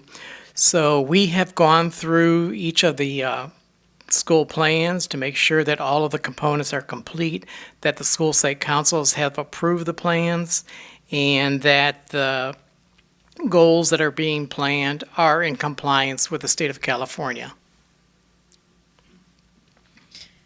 Can you talk a little bit about how the district office supports schools and school site councils in preparing these? Sure. Thank you. So it's a combination of ways. So one of the fortunate things is that many of our folks that work here have been around for a while, so they're well knowledged about school site councils and school plans and the components of that too. So we'll have regular meetings through the Title I and through school plan development processes. And so I meet with them. I do one-on-one consultation with them, and then as I read through the school plans, I identify areas that need to be looked at and improved. And so I reach out to the principals and say, hey, on page 54, this particular line item, let's take another look at it. Or I notice in the data is saying X, Y, and Z. Where is it in your plan? Can you show it to me? And so then that way it's improved too. So it's a hand-in-hand relationship, closely monitored. Dr. Knappich, I think you are grossly underappreciated because that is a huge task. Thanks. 22 school sites, or 20? 18. 21, 18. Huge, but so important. So thank you for taking it on. And Sure. obviously, you're the man that when we need to know something, because you have. Experience. Yeah, that's the best way to say it. I was going to say Bruises. you've just absorbed your life with what goes on in each and every school. Yeah, So thank you. greatly appreciated. Thank you. I really want to say thank you for making that statement, Shar, because he's doing exactly what Vice President Poncer Kamkar was talking about earlier. He's literally working with principals and saying, how are you leveraging your Title I money to address this issue? And what does that look like? And where is it in your plan? So when you start having those conversations, it's not just a conversation about the single plan for student achievement. It's also getting them to start looking at their Title I plan microscopically to figure out how they're addressing it. Because you can't say you're addressing it if your budget's not reflecting that, right? So you need to be able to see the connection there. We'll also tell you that Dr. Knappich works very closely with Dr. Anders to pull data so that the principals don't have to do that. We're giving you the data, we're giving everything you need, so all you have to do is focus on the plan. Work on the plan. Rather have you spend your time doing that, district office will help you with the other stuff. And then I also want to shout out to Jennifer Goldenberg and the ELD team, because that team really looks at it microscopically, if anybody does. And so under her leadership and with the work of the ELD specialists and ELD coordinators, they really do a wonderful job. So shout out to them. Thank you for sharing that. So thank you to your support staff for working to help you get through this. That is appreciated. Jennifer, if you're listening, watching, thank you.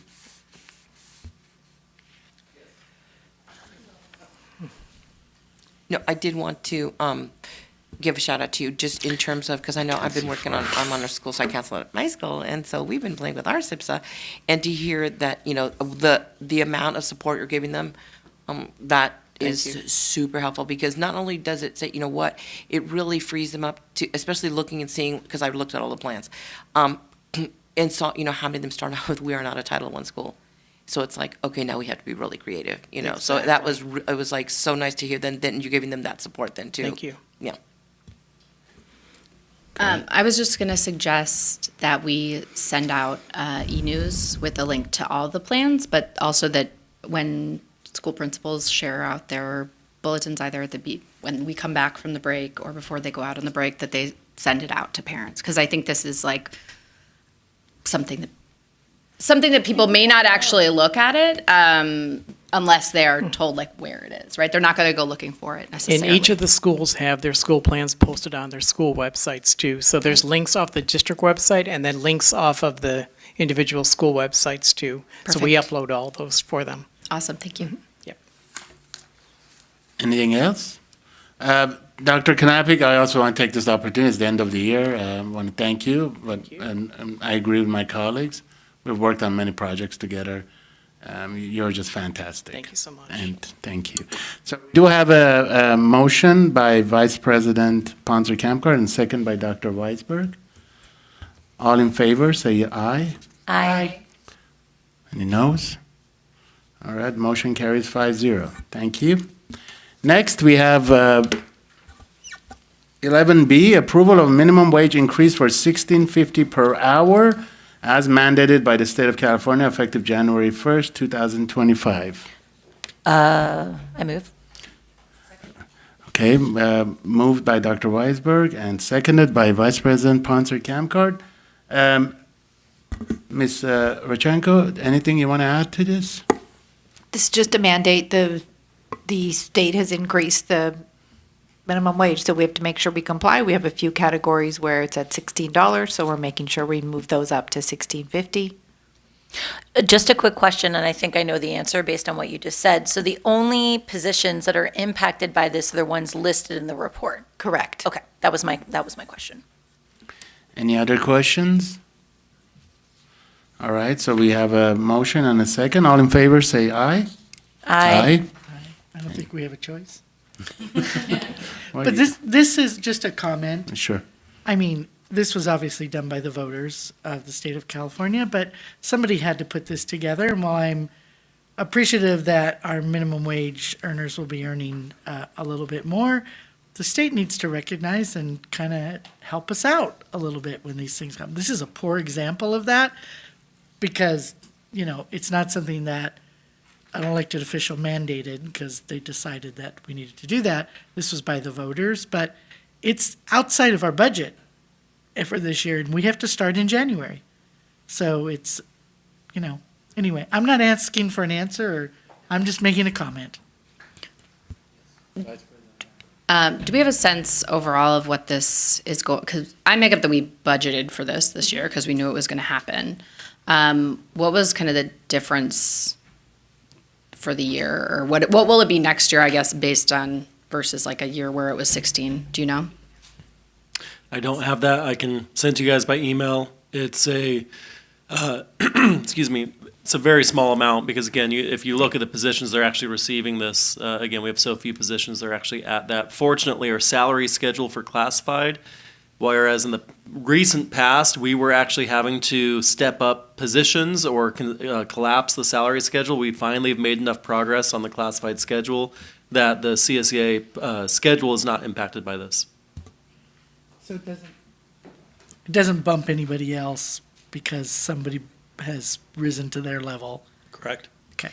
Yeah, I mean, in the report, there's very few, which is why I asked Dr. Achenko, there's very few positions that this actually impacts. But I do think, you know, in regards to minimum wage, it's another reminder that there's so many other places such as affordable housing that people need to be mindful about, because I think we all know $16.50 an hour is not going to get you much of anywhere, especially in Burbank. I think as Mr. Cantwell said, that these are hourly, the ones that are, the people that are on the monthly salary scale, we're fine with. These are just some of the hourly jobs that people have. I just wanted to use it to wrap my argument, that's all. Very good. All right, any other discussions, any more discussions? All right, all in favor, say aye. Aye. Okay, no no's, no, we didn't vote. No, we didn't. Motion carries 5-0 as presented. 11C, ratification of agreement for professional services, Burbank Unified and the Alpha interpreters that provide American Sign Language interpreting for employees not to exceed $10,000, effective retroactive July 1, 2024 to June 30th, 2025, and the authority to sign the agreement be exercised pursuant of USD AR 3314 as presented. So moved. All right, we have a motion by Ms. Tabbitt, and we have a second by VP Ponser Kamkar. Ms. Rodchenko, Dr. Weisberg.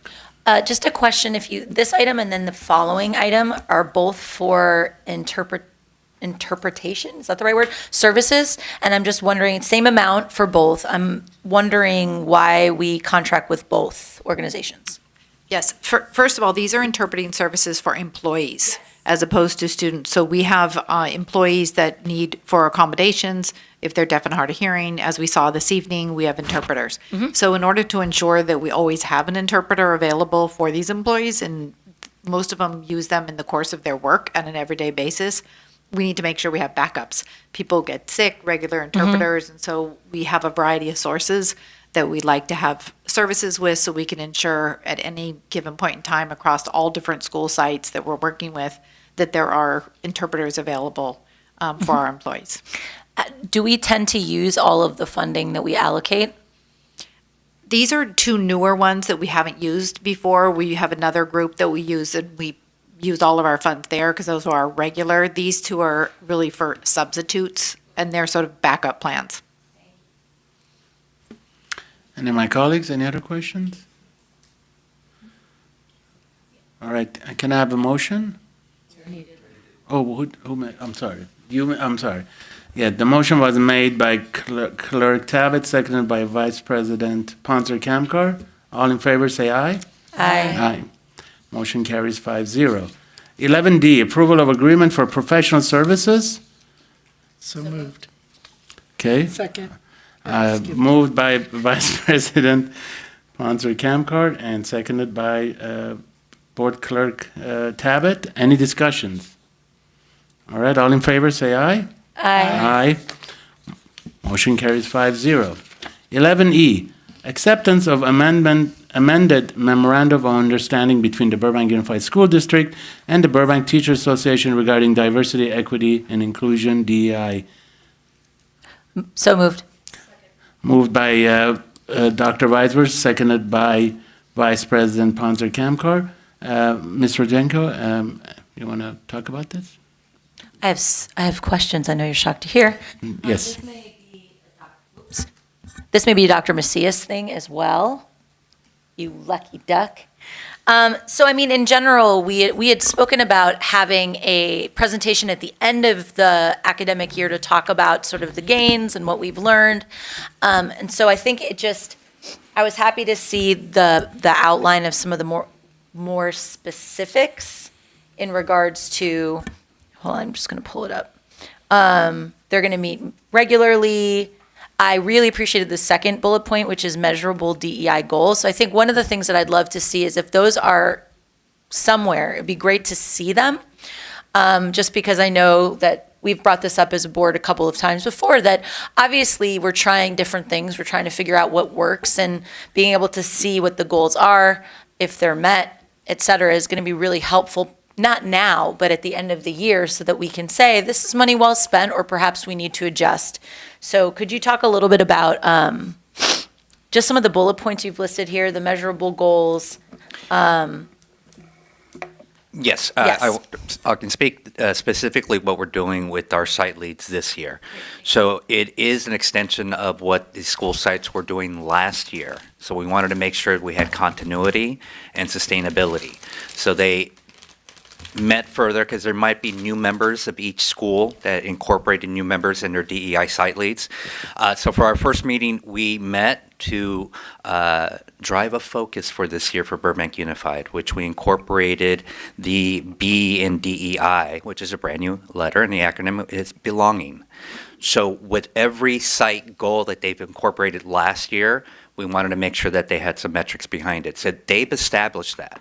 When we get together again in January, we're each going to see those plans and concretely put those into place. And then they are going to be working with their school sites to do those measurements. Every school site will have a different measure. It really is dependent from a high school to elementary school and obviously middle school, and in particular to their site needs. And we are relying heavily on those site leads to be working with their school communities. Could you speak to what kind of documentation they're asked to keep throughout the course of the year? Well, they're going to be working with their school administration team, so any documentation, if they're looking at suspension rates, if they're looking at behavior dispositions and things of that nature, so they're going to be working very closely with their site teams, and they're going to be keeping records of that. So it could be that a school site is working on curriculum to address hate speech. So what we would have as artifacts are working documents on what they use in terms of a handout, what they use in terms of presentation to address that, and we get sample copies of that. It could be that they have implemented something and they're trying to see if it works, and so we might get survey data. So it depends on what the item is that they have set as a goal, and then the corresponding artifacts that would support whether or not it worked or didn't work. So in the report, it talks about how you're going to set next year's goals at the end of this academic year, which makes perfect sense to me. I think it would be helpful for the board to see what those goals are for at the start of the academic year, so that when it's time to report out at the end, we have something to reflect back on. Yeah, I mean, I think I'm just curious in general, because I know that there was a little amorphous last year through nobody's fault. We just hadn't really figured out yet what we were going to measure. I think it makes a lot of sense that each school perhaps has a different focus because every school is different. But just, making sure that there is documentation, that we know what what the goal is for the year and how it was met or not met, I think is going to be, for me, really, really important in understanding if this is effective. And I don't know if there's going to be, if we measure that, is it survey data? Is there going to be one specific way that we're asking them to measure these goals? I think that's going to be something that we get the feedback from our DEI site leads, to get their feedback from within their communities as well. And obviously extending out to our PTAs as well with every community. Is it possible to get between, I don't need names, but how many are at each school site? I know it varies a little bit. It'd be just nice to know, not now, but just if you could email how many are at each school site, I think that would be really we have helpful. That. Yes, absolutely. Thank you, sir. Any other questions?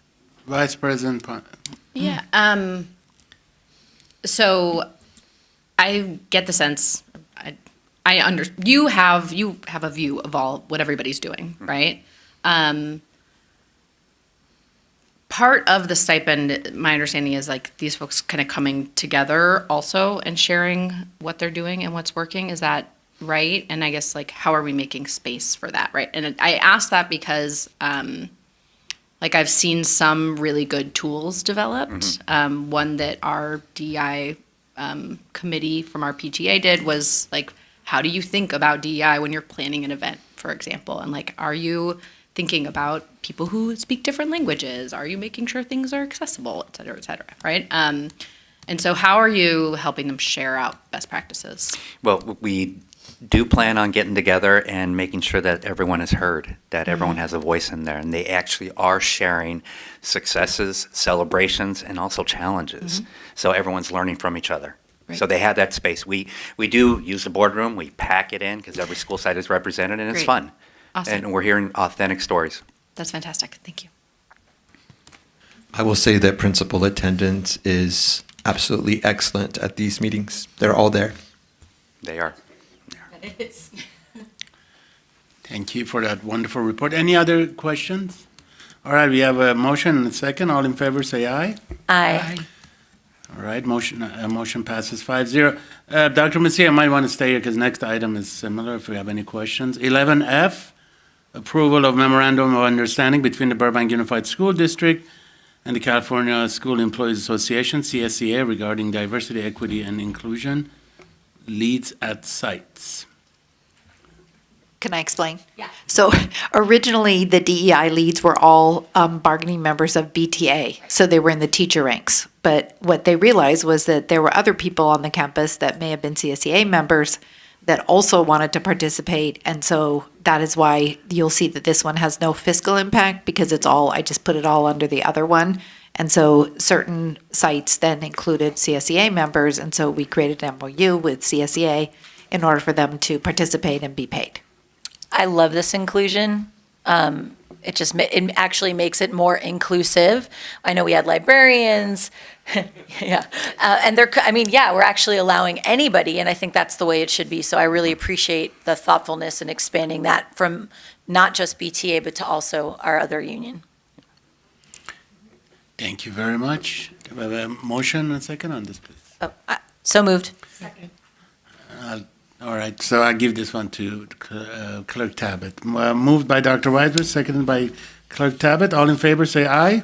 Aye. Aye, motion passes 5-0.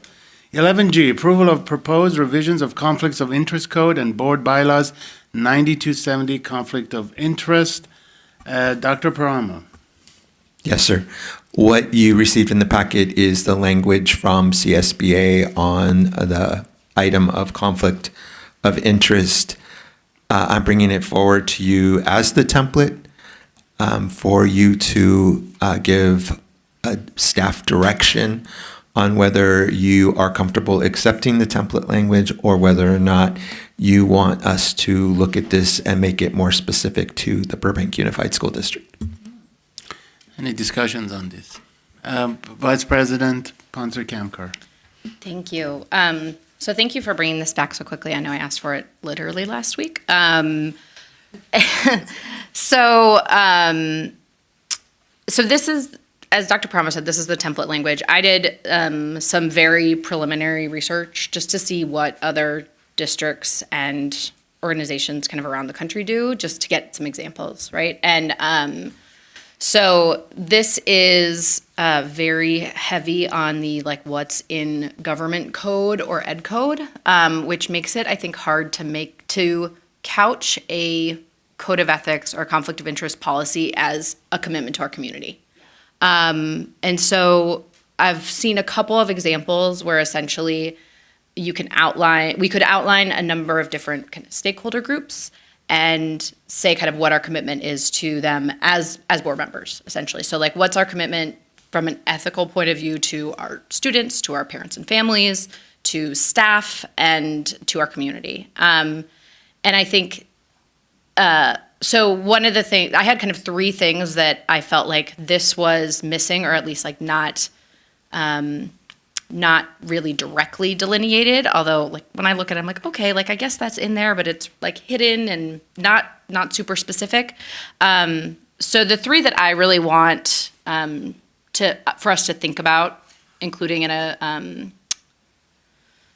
code of ethics, is this idea of being prepared to make decisions, right? So one of the policies I looked at was Irvine Unified. One of their bullet points was devote sufficient time, thought, and study to proposed action so as to be able to base decisions upon all available facts and vote in accordance with honest convictions. I thought that was an interesting way to put it. The other one is around treating district staff with respect. This was Long Beach. Accord just, equitable, and unbiased treatment to all district personnel in the exercise of their professional rights and responsibilities. And there was a Texas model policy from their version of CSBA that said, I'll avoid personal involvement in activities the board has delegated to the superintendent. So if we've specifically asked John or Dr. Paramo to take care of something, we're then not saying like, oh, by the way, I had a meeting with this person, or I had a meeting with this group, and kind of putting ourselves in the middle of that, if we've specifically delegated that. And then the last piece is, and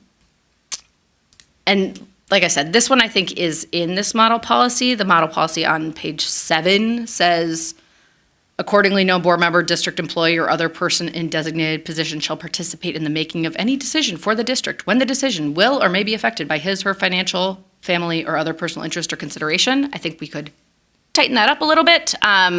Some of the language that I saw was, now I lost my window. It's okay, I'll find it again. There we go, not my window.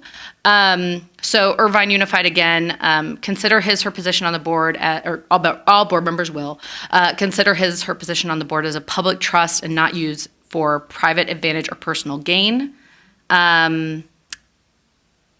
The other one was, I saw this in a couple of places in other states, right? So refuse to use my board position for personal or family gain or prestige, or announcing any conflicts of interest before board action is taken, avoiding conflicts of interest, and refraining from using the position for personal gain. And I feel like that's not,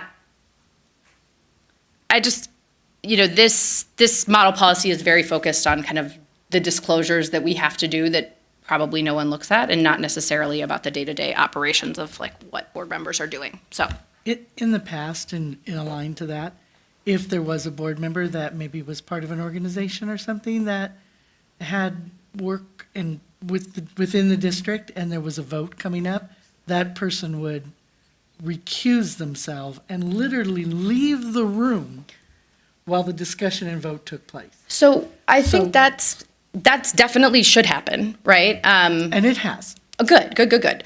I think it's also, but it's more day to day than that. So the example that I was thinking about was, I will be a little vulnerable here, right? And when I was doing construction on my garage, I needed to do a bunch of paperwork. And one of those pieces of paperwork was contacting Burbank Facilities for them to sign off that I didn't have to pay developer fees, right?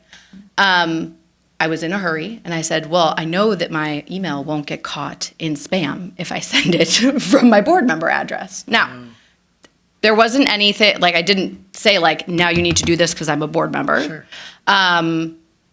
And it still could present the appearance of a conflict of interest, right? I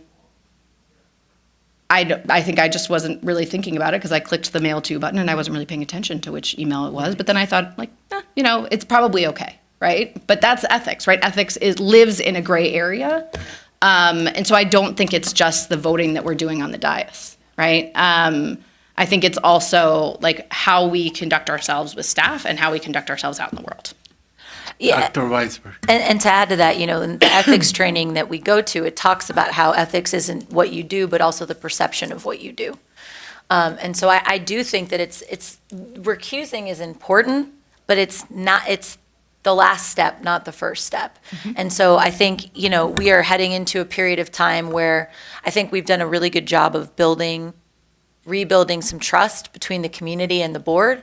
We're going to be asking the community to invest in us even more in the next couple of years. And so I think it's time for us as a board to really examine the way that we conduct ourselves, and are we deserving of the trust, and not just in our sort of behavior outside, but our behavior on the dais. And so I think that it would behoove us to look at this. I don't know if this is something we can do at the retreat to really dive in more deeply, because I think, to your point, and I did a little bit of research in looking at some other board policies.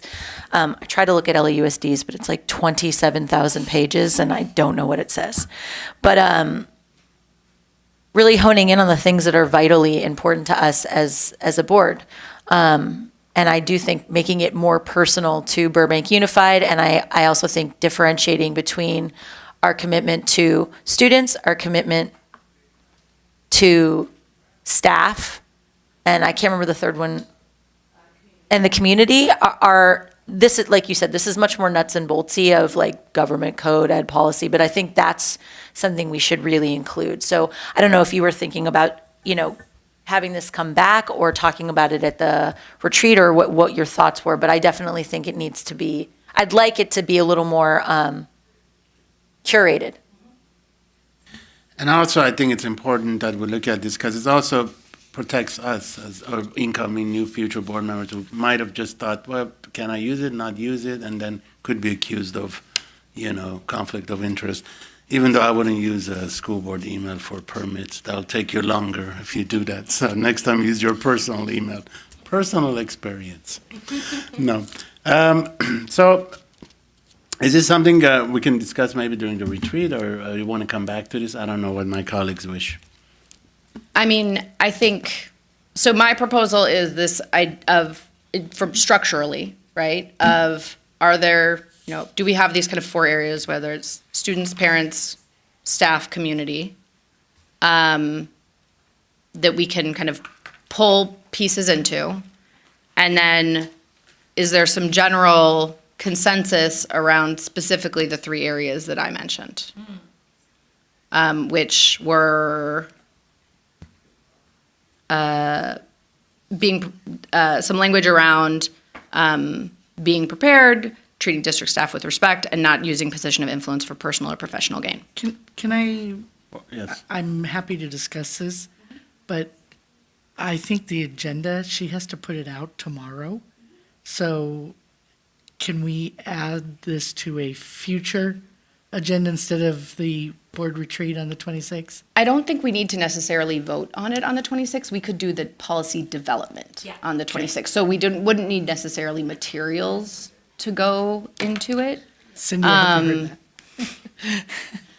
that. I think we can have a greater discussion, because I think part of the retreat, right, is to talk about how we work together. What are the norms? What are some of these things that we could consider essentially putting into language, right? And I think a lot of this will get developed, but I'd like to work with Dr. Paramo on like getting some more specific language in front of everybody, if that works with folks. And then you'll have something more specific to react to, but not necessarily by next Thursday. I think we'll have a more thorough conversation. Dr. Weisberg. I just think you asked if we were okay with it. I think that would be great. And you answered the question, which is I think it'd be helpful to have some more concrete language to look at. But the direction that you're going in, to me, resonates, and I think is a very necessary step for us as a board. So just for clarification, now we're just going to vote right now that we do need to look at revisions and then have a discussion down the road, right? That's correct. I want to add some context here. So we do have a deadline with the County of Los Angeles to get David Gerharder approved before December 30th, who is our Director of Purchasing. And so what I need from the board is to approve the conflict of interest as is, with the intent of coming back with more specific language that we can come back and amend and develop, and that gives us the time to do it. Okay. That's helpful information. So yeah, like I said, I'm fine with the language as it exists. I think what I'm thinking about is something that essentially lays on top of this to talk about, to be a little more digestible by the public, that's not so legalese. Well, and I wonder too, in looking at this, if we're not perhaps talking about two separate documents. So we have this, the legalese of the actual like code of conduct and all the different tiers, but is it, I don't know, I don't think that we have this, or if we do, God knows the last time we looked at it, but just to have, I don't know, maybe this is Mr. Cantwell question, but to have a document that is specifically board policy, that it's couched under perhaps like the, you know, the larger framework that Ms. Ponser-Kamkar just suggested, but that isn't, like, because this is, you know, this is, like you said, there's a lot of legalese in here, and I'm not really sure any of us wants to parse that, but could we not have something separate, which I actually think is really important, that guides board behavior? We typically do. So usually the legalese and what you see is the board policy, and then there's an accompanying administrative regulation that has the same code that is more of what you're talking about, that's more specific to the culture of the district and what you guys want to see, and it could be developed that way. Clerk, got it. Thank you.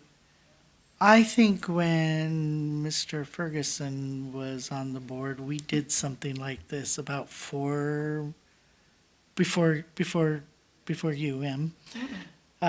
Something similar, but maybe we need to just find that and revisit that as a starting point or whatever, before we totally reinvent the wheel. Yeah, if anybody has access to that. Well, it would be in the board minutes because it was discussed and modified at a board meeting. Oh, okay, great. So it would just be a matter of someone trying to remember when that took place and then going back and finding that specific, you know, so if someone has a little time this winter break, there you go. I think I remember us doing that. I'm not sure it's exactly this one, but we can find it, we can pull that and figure out whether it matches up with this exact board policy or not. But I understand the point, and it just will give us a starting off point. I mean, I'm okay with approving this as need be and then adjusting and, right. All right, so any other discussions? So, all right, so we have 11G. Can I get a motion in a second? Second. Moved by Vice President Ponser-Kamkar and seconded by Dr. Weisberg. All in favor, say aye.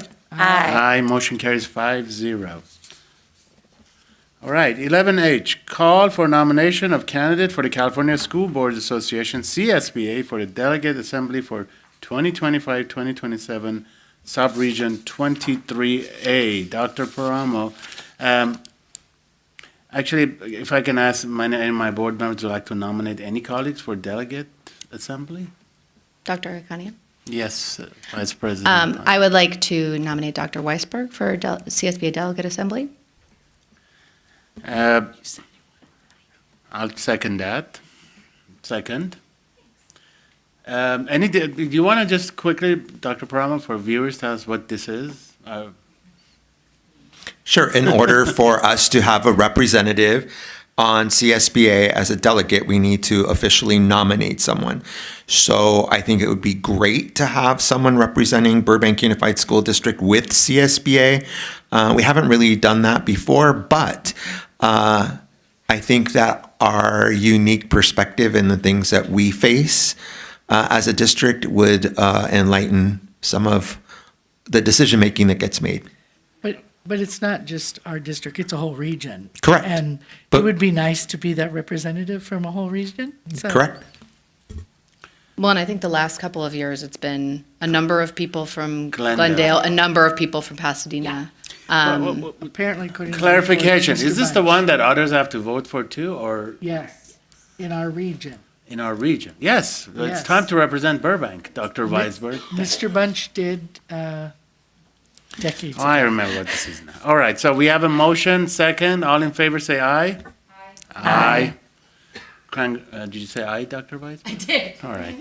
Congratulations, Dr. Weisberg. You are our new delegate. No, no. No, not yet. No, no, no. Well, I know she's going to win, so congratulations. Put that positive out there. Positive thoughts, everyone. 11I, approval of employee reclassification of the Coordinator of Arts and Career Technical Education to Director of Arts and Career Technical Education on classified managers and supervisor salaries, Schedule A. Miss, we have a motion by Vice President Kamkar? Second by Dr. Weisberg. Ms. Rochenko, can you? Okay, Dr. Paramo. I'm going to speak on this one. As you know, Peggy has been very much involved with not just the arts, but CTE for a very long time. And she worked on these projects along with Ms. Caseo, when Ms. Caseo was the assistant superintendent in charge of instruction. With Ms. Caseo's retirement, the plan was, and I honestly appreciate the board for being proactive, was to create an overlap between Ms. Caseo and Dr. Young so that Ms. Caseo could teach Ms. Young about the grants, because we have millions of dollars that are tied in these grants. The issue became that Dr. Young became sick and has been out for the better part of a year, close to a year. So that kind of messed up our plans a little bit. So what we did was we came to the board and we asked the board to sign a consultant agreement so that Ms. Caseo could stay on and to train Peggy Flynn. So she has been doing that for almost 10 months and working really closely with Peggy so that Peggy could take on that responsibility on her own. So we are at that point. So we are wrapping up our consultant agreement with Ms. Caseo. She is not coming in as regularly as she was before because she spent so many months training Peggy. So now Peggy will be the person that is ultimately responsible for these grants. And so for her to take on that level of responsibility, we're asking that we reclass Peggy from a coordinator position to a director position. What I want the community to know and understand, it's something that I made very clear to our union representation, is this increase, this reclassification is not coming out of the general fund. So Peggy has been split funded between partially general fund and partially with grant money. And so this additional part will not be covered out of the general fund part, but out of the grant part. Thank you, Dr. Paramo. Vice President Kamkar. And it's effective in January, It's not effect- retroactive. That is correct. It's effective January 1st. It's not retroactive. All right. Any other questions, discussions? We have a motion and a second. All in favor say aye. Aye. Aye. Motion carries 5-0. Congratulations, Ms. Flynn. 12, consent agenda. Any of my board members wish to pull any items for separate consideration? No, but I do want to make a comment. Yes. Yes, I just want the viewing public to know that 12C and 12D come out of the kitchen fund specifically, not bond money or anything else. It's a separate fund generated, and that's what KIT Fund 2022, and they are using their funds to upgrade and redo their kitchens in a much-needed fashion. So I just wanted to be very transparent. Yes, absolutely. That's something I'm now looking for in all of our consent agendas, but I haven't been able to catch staff at it. And similarly, 12F is a facilities project, but it is not through bond funds. It is through routine maintenance. So 3 kind of facilities-related items, none of which are bond funds, which is why they are in consent. Right. Hooray! Thank you for that clarification. And may I have a motion and a second to approve items 12A through 12J? So moved. All right, this one, I give it to Dr. Weisberg, seconded by, with Clerk Tabbitt. All in favor, say aye. Aye. All right, motion carries 5-0. We have no retirements, right? All right. 13, reports from board members. Dr. Weisberg. Indeed. 2 quick, sorry, I can't find anything. 2 quick things. I want to congratulate BUSD graduate Nikki Perez on rotating in as this city's fabulous new mayor. Mayor Perez has gone through Burbank Unified since preschool at the adult school, all the way through graduating from Burroughs. It's exciting to have somebody who's been such a great partner to us in the district. And I look forward to that continued partnership. So congratulations to Mayor Perez. And on a significantly less celebratory note, I did want to acknowledge the 2 lives lost in the most recent school shooting in Madison, Wisconsin. Aaron West, who was 42 and a teacher, and Ruby P. Vergara, who was 14 years old and a student. To quote what everybody else says, we don't have to live like this, and yet we continue to. So may their memory be a call to action for all of us, and may our representatives care as much about us as they do about the NRA. Thank you very much. Board member Cano. Sorry. Is your mic on? What did you do in a week? Yeah, any announcements?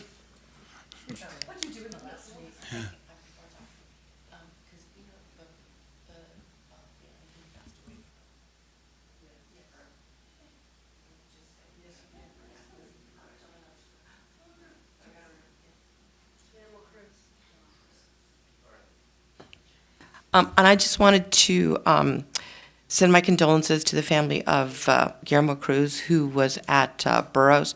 I know when I told my daughter of his passing, she was really, very saddened by it. So I know he was really beloved by a lot of the students. So. All right, Clerk Tabbitt. I had a thought, and then I got distracted. You know what happens when you have ADHD. Your comment about the students, the school shooting in Madison. I saw a meme afterwards that our elected officials are terrified. Our CEOs now are terrified of going outside their buildings because of shootings, but they're not afraid to send their kids to school. That's right. And isn't that a crazy difference? And shame on all of them. Sorry, you got me with that one. Sorry. That's okay. I turned my mic off. I had great intentions of attending 2 holiday programs to hear our beautiful choirs perform. Only made it to 1, but I thoroughly enjoyed my last Friday night at Burbank High School, listening to our choirs sing. Great, it was great performances. It's probably one of, I hope you're listening, Brett Carroll, one of the best performance groups I've seen in a while. So, Burroughs, I will get there, I promise. I keep scheduling, but things happen. I also got reprimanded because I failed to mention, by a friend, don't worry. I was also invited and attended the Burbank High School football banquet. And I got to tell you, I mean, for a Burbank team, they went to round 3, which is fairly impressive. Very impressive. I shouldn't say fairly impressive. They worked really hard to get there. But it was so nice to see a large group of young people who behaved so respectfully to each other and their coaches and their parents, and come together, appropriately dressed and behaving and really appreciative of the programs that the school, their coach, and their parents put together for them. So thank you, gentlemen. Job well done. Vice President Ponser Kamkar. Thank you. So last Friday, I was invited to join Mark Norberg's Changemakers class at John Muir Middle School. I thought I was coming to observe, but I was coming to give feedback on their presentations. So I was glad I showed up on time. But these young people just did a wonderful job. They gave presentations on dress code. There were a number on sports equipment or sports fields. And there were certainly ones about how they should be able to use their phones at lunch, which I didn't tell them they were barking up the wrong tree on that particular one. I know, I was like, oh, sweet, sweet children.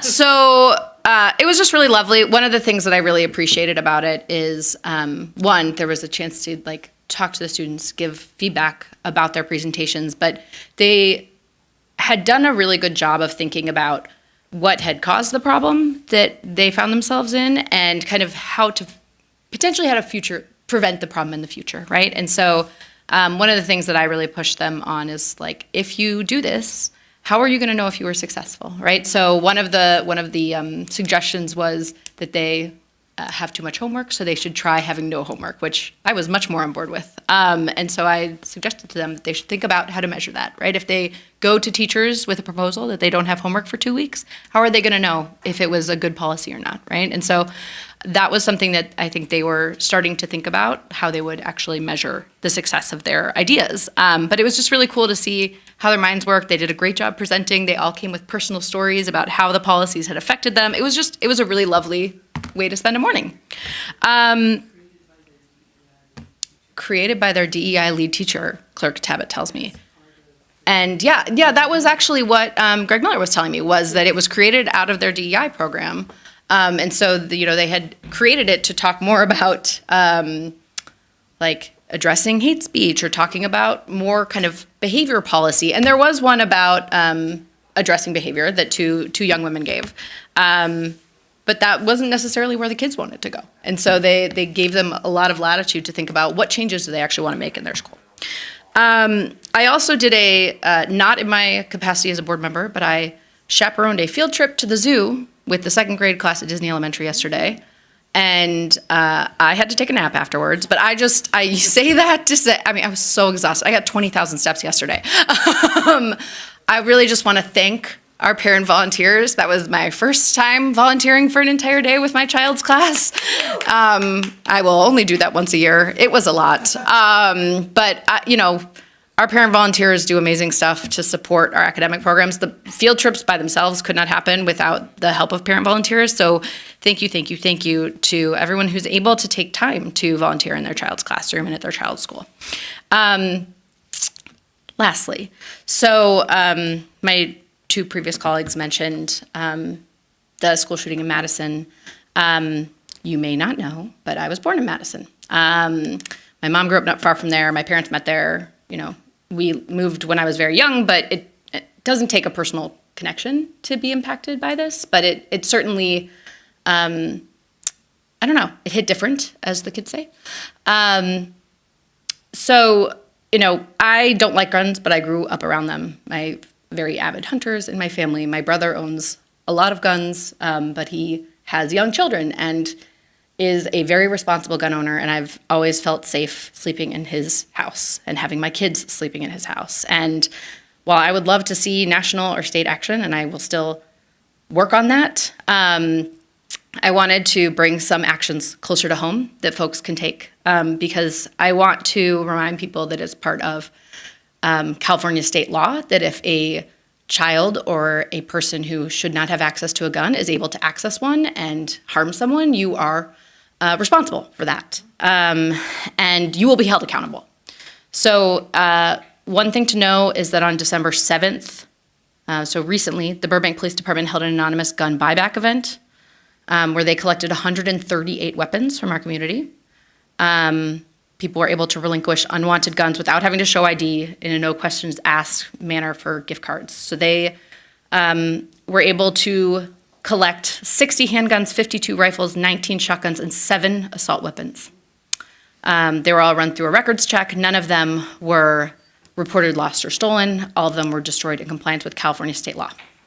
So I want to thank my fellow community members for taking one very small step to making this a safer city. And thank Burbank Police Department for having that event. I would also like to note that if you have a gun in your home, please ensure it is secured with a gun lock and or in a gun safe so that your children or any children in your home who happen to be in your home cannot access it. If you do not have a gun lock, today is the time to get one.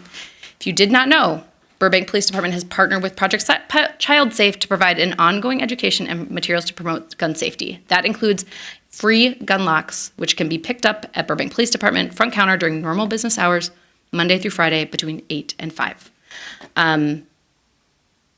We have no time to spare on this.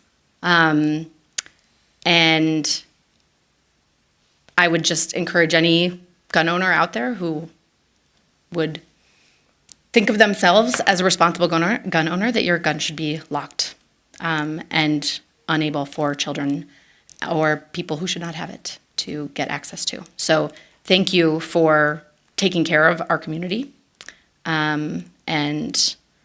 As Dr. Weisberg said, may the memory of the 2 folks lost in Madison be a call to action for anyone who has an unsecured gun in their home. Thank you. Thank you, Vice President Ponser Kamkar, and to my colleagues for always advocating for the safety of our children and communities. It is just heartbreaking to hear these stories over and over again and how numb we've become as a society. Now, besides grading finalists for the last week, I just wanted to, this being our last meeting and being the end of the year, I was picking up our son today. He went home early. Today was his last day. Then let him go at 12:30. I just love the twinkle in his eye for the holidays and now he's home and he can have fun. And I think sometimes we need to remind ourselves, kind of bring in the child in ourselves that, those feelings about looking forward to the holidays. We had the students singing tonight, how wonderful that was. So from the bottom of my heart, I want to wish all of our parents, students, teachers, all the community members a happy holiday and a wonderful new year. And tonight I will be adjourning the meeting in memory of 3 individuals. Guillermo Cruz, Mary Jo Malady, this being the 7th year anniversary in her memory as well, and my father who this Christmas marks his 1st year of his passing. Meeting adjourned at 8:35.